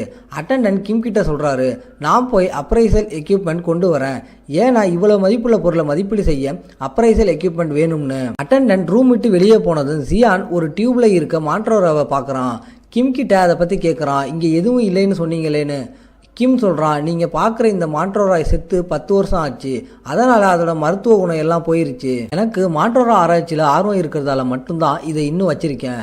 அப்போ ஜியான் சொல்கிறான், அந்த மாற்றோரா இன்னும் சாகலை, உயிரோட தான் இருக்குன்னு. அதை கேட்டு கிம் சாக்காகிறான். ஜியான் அதுக்கு கொஞ்சம் மானா எனர்ஜியை கொடுக்குறான். கிம் ஆச்சரியப்படுற அளவுக்கு அந்த மாற்றோரா அதுக்கு ரியாக்ட் பண்ணுது. ஜியான் சொல்கிறான், இந்த மாற்றோரா அதோட டிமானிக் எனர்ஜி முழுசாக இழந்ததால் கோமா ஸ்டேட்டில் இருக்குன்னு. கிம்மால் என்ன நடக்குதுன்னே நம்ப முடியலை. ஏன்னா அவன் அந்த மாற்றோராவுக்கு எவ்வளவோ மானா கொடுத்து பார்த்துட்டான். அப்போ கிம்மோட கெட்ட பாஸ் ஆன் ரூமுக்குள்ளே வரான். அவன் வந்ததும் கிம்மையும் அவனோட குப்பை ஆஃபீஸையும் கிண்டல் பண்ண ஆரம்பிச்சிடறான். கிம் அவனை அங்கே பார்த்து ஆச்சரியப்படுறான். நீங்கள் ஏன் ஸ்லம் பகுதிக்கு வந்தீங்கன்னு கேட்குறான். ஆன் சொல்கிறான், லேபுக்குள்ளே ஏதோ ஒரு நல்ல பொருள் வந்திருக்குன்னு எனக்கு ரிப்போர்ட் வந்துச்சு, அதான் வந்தேன். இதை கேட்டு கிம் ஆச்சரியப்படுறான். ஒருவேளை என் அசிஸ்டன்ட் தான் ஆனுக்கு தகவல் சொல்லியிருப்பானேன்னு யோசிக்கிறான். ஆன் அவனோட சப்பார்டினன்ஸ் ரெட்டப்பிறவிகளை பற்றி பேசிட்டு அப்புறம் ஜியான் பக்கம் திரும்பி தன்னை அறிமுகப்படுத்திக்கிறான். நான் ஆன்ஜி ஜாங், ஆல்கெமிஸ்ட் சங்கத்தோட டிரெக்டர். நீ என் கூட கோல்டு சிட்டிக்கு வா, நான் உன்னை நல்லா பார்த்துக்கிறேன். ஆன் தொடர்ந்து சொல்கிறான், நான் உனக்கு ஒரு எக்ஸ்க்ளூசிவ் கான்ட்ராக்ட் தர தயாராக இருக்கேன். அது உனக்கு கிம் கிட்ட இருந்து என்னைக்குமே கிடைக்காது. ஜியான் ஆன் கிட்ட கேட்குறான், உன் மூக்கில் இருக்க மறு பற்றி சொல்லு. ஏன்னா நீ ஆன் புட்டியோவுக்கு என்ன உறவுன்னு தெரிஞ்சுக்கணும்னு. இதை கேட்டதும் ஆண் சத்தமாக சிரிக்கிறான். பாக்டியோ என் தாத்தான்னு சொல்கிறான். ஜியானுக்கு அவங்க 2 பேருக்கு இருக்க குப்பத்தனமான ஒற்றுமை நல்லா தெரியுது. ஏன்னா பாக்டியோ தான் அவனை கைமேறவாக மாற்றின பரிசோதனைகளுக்கு பொறுப்பாக இருந்தவன். அவன் ஒரு குப்பை சயின்டிஸ்ட். குழந்தைகளை பற்றி கொஞ்சம் கூட கவலைப்படலை. அவனுக்கும் அவனோட பேரனை மாதிரி மூக்கில் ஒரு மறு இருந்துச்சு. அவங்க 2 பேரும் ஒன்று தான் ஜியான் கன்ஃபார்ம் பண்ணதும் ஜியான் ஆண் மேலே அதிகமான ஆரா எனர்ஜியை செலுத்துகிறான். அவன் முட்டி போட்டு கீழே விழுறான். ஜியான் சொல்கிறான், உன்னை பார்த்தா எனக்கு ரொம்ப ஏமாற்றமாக இருக்கு. நீயும் உன் தாத்தா மாதிரியே ஒரு பேராசை பிடிச்ச அதிகாரம் தலைக்கு ஏறின ஆளா இருக்கேன்னு. ஆணுக்கு ஒன்றுமே புரியலை. ஜியான் சொல்கிறான், நான் ஒரு சிம்பிள் கேள்வி கேட்குறேன். அதுதான் நீ உயிரோட இருப்பியா சாக போறியான்னு முடிவு பண்ணும். ரொம்ப கோபமான கண்களோட ஜியான் ஆண் கிட்ட கேட்குறான். டிடிஏ லெபார்டரி இன்னும் இருக்கான்னு ஆண் சொல்கிறான். நீங்கள் எதை பற்றி பேசுகிறீங்கன்னே எனக்கு தெரியலைன்னு ஜியான் திரும்பவும் கேட்குறான். பாக்டியோ சீனியர் ரிசர்ச்சர்ஸராக வேலை செஞ்ச அந்த கைமேரா ரிசர்ச் லேப் பற்றி உனக்கு உண்மையிலே தெரியாதான்னு கிம் ஒரு இடத்துல ஒளிஞ்சிட்டு பார்த்துட்டு இருக்கான். பீஸ் பிரைஸ் வாங்கின பாக்டியோ ஒரு இல்லீகல் லேபில் வேலை செஞ்சதை கேட்டு அவனுக்கு ஆச்சரியமாக இருக்குது.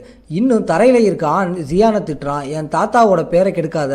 அவர் யூனிவர்சிட்டியில் அடுத்த தலைமுறையை உருவாக்க ரொம்ப கஷ்டப்பட்டு உழைச்சாரு. அவர் ரிட்டையர் ஆனதுக்கு அப்புறம் கூட தன்னோட மொத்த சொத்தையும் விபத்தில் பாதிக்கப்பட்ட குடும்பங்களுக்கு தானமாக கொடுத்துட்டாரு. அதனால தான் அவருக்கு பீஸ் பிரைஸ் கிடைச்சிது. ஜியான் புரிஞ்சுக்கிறான், பாக்டியோ பின்னாடி இருந்து இத்தனை பேரை கொண்டுட்டு வெளியில் மட்டும் பாவ மன்னிப்பு நாடகம் ஆடிட்டு இருக்கான். அவன் அவக்கேண்ட் ஆகாததால இன்னும் உயிரோட இருப்பான்னு ஜியான் எதிர்பார்த்தான்.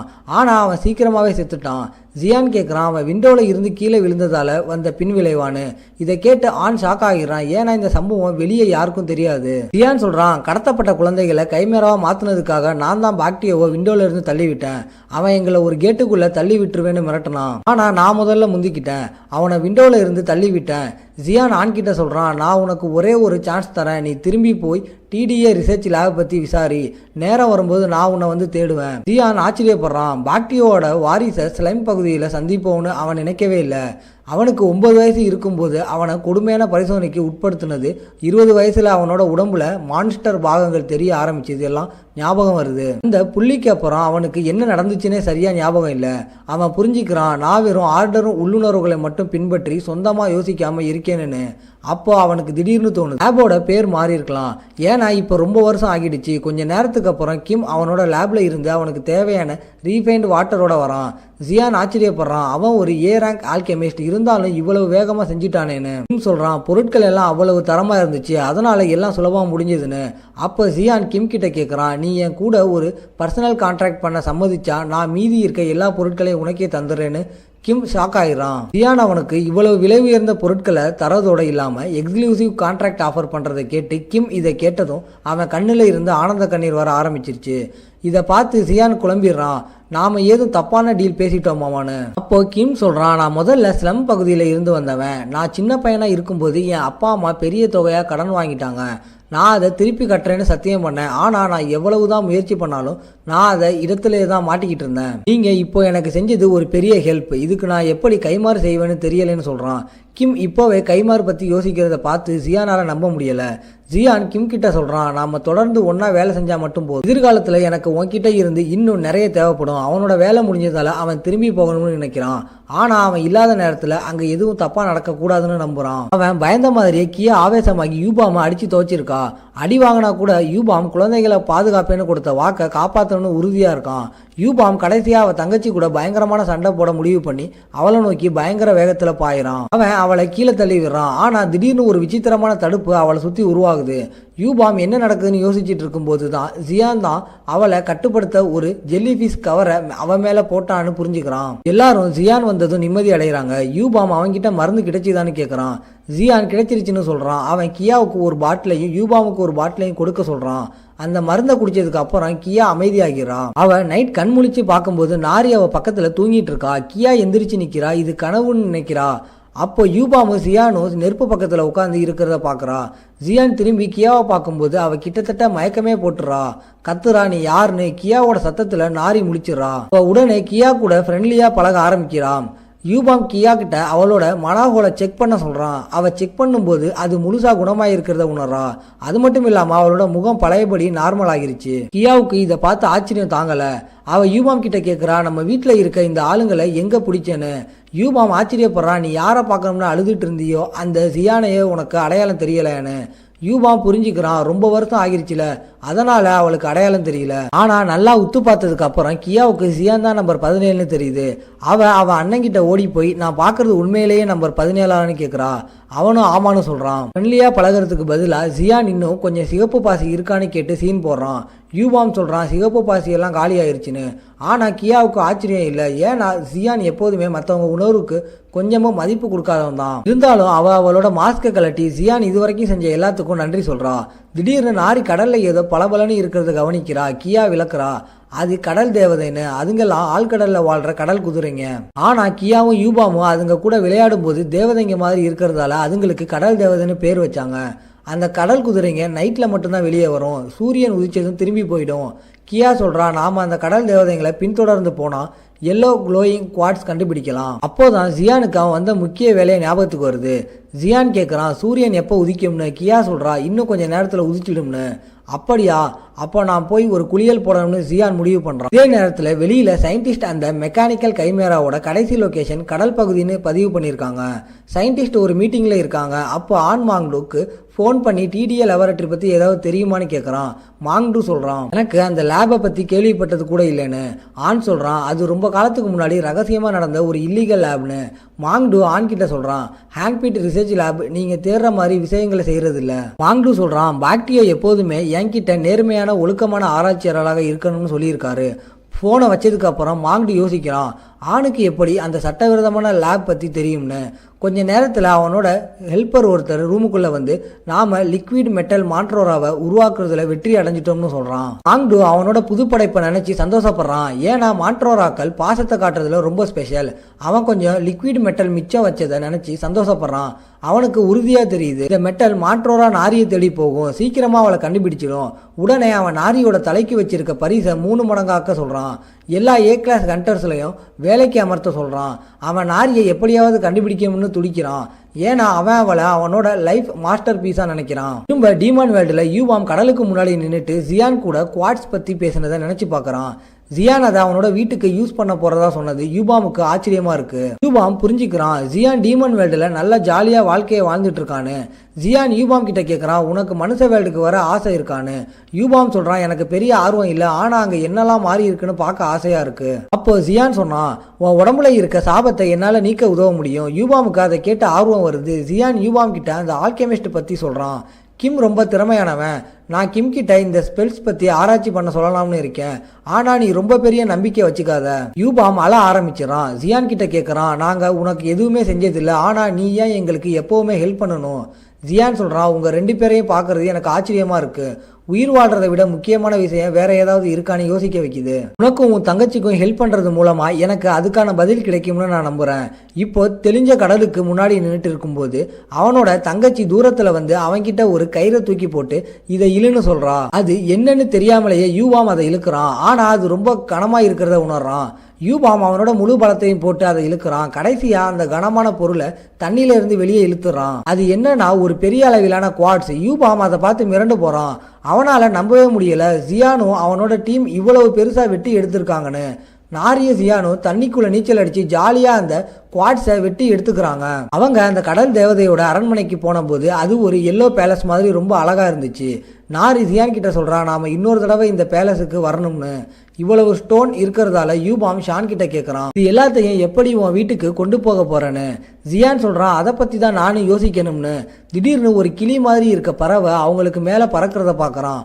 கூட்டமா போற பறவை ஏன் இது மட்டும் தனியா பறக்குதுன்னு அவன் யோசிக்கிறான். நாரி அந்த கிளியை பார்த்து மிரண்டு போறா. அது பார்க்க ரொம்ப அழகா இருக்குன்னு சொல்றா. ஆனா கியா சொல்றா, நீ கிட்டக்க போனீன்னா உன் மனசை மாத்திக்குவ. அந்த பறவைங்க 4 மீட்டருக்கு மேல நீளமா இருக்கும். அதுங்க ரொம்ப கொடூரமானது. அதுங்க ரொம்ப பயங்கரமானதா இருக்கிறதால கியாவும் யூபாமும் அதுங்க கூட மோதுறதே இல்லை. ஆனா யூபாமுக்கு ஜியானோட மனசுல என்ன ஓடுதுன்னு நல்லாவே தெரியுது. ஜியான் அதை கன்ஃபார்ம் பண்றான். நான் ஒரு ட்ரக் தேடிட்டு இருந்தேன், கரெக்டா இந்த பறவைங்க வந்துருச்சுன்னு சொல்றான். திரும்ப வீட்டுல கிசியாக் இன்னும் அவனோட மானா எனர்ஜியை அதிகப்படுத்த ட்ரைன் பண்ணிட்டு இருக்கான்.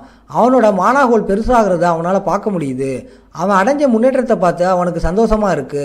ஏராங் ஹண்டர்ஸ் ஆகணுங்கிற அவனோட கனவு நிஜமாக போறதுன்னு நம்புறான். அவன் இதை பத்தி யோசிச்சுட்டு இருக்கும்போது அந்த மெட்டல் மாற்றோரா அவன் பின்னாடி வருது. அந்த விசித்திரமான உயிரினத்தை பார்த்து அவன் பயந்துடுறான். ஆனா அவனோட கவலை அதோட முடியல. ஏன்னா அந்த மாண்ட்ரோகராவுக்கு பின்னாடி 3 பயங்கரமான ஏராங் ஹண்டர்ஸும் நிற்கிறாங்க. அந்த ஹண்டர்ஸ் கிசியோக்கா அவனோட வாழ்க்கை தலையை வச்சு அடையாளம் கண்டுபிடிச்சிடறாங்க. அவனை கிண்டல் பண்ண ஆரம்பிக்கிறாங்க. இவங்க தான் கிசியாக் ப்ரொமோஷன் எக்ஸாமுக்கு அப்ளை பண்ண போனப்ப அவனை கொடுமைப்படுத்தினவங்கன்னு. கிசியாக் பயத்தில் நின்றுட்டு இருக்கும்போது திடீர்னு கவனிக்கிறான், தோட்டத்தில் இருக்க 3 மாற்றோரா செடிங்களும் சண்டைக்கு தயாரா ரொம்ப ஸ்டைலா நின்றுட்டு இருக்கு.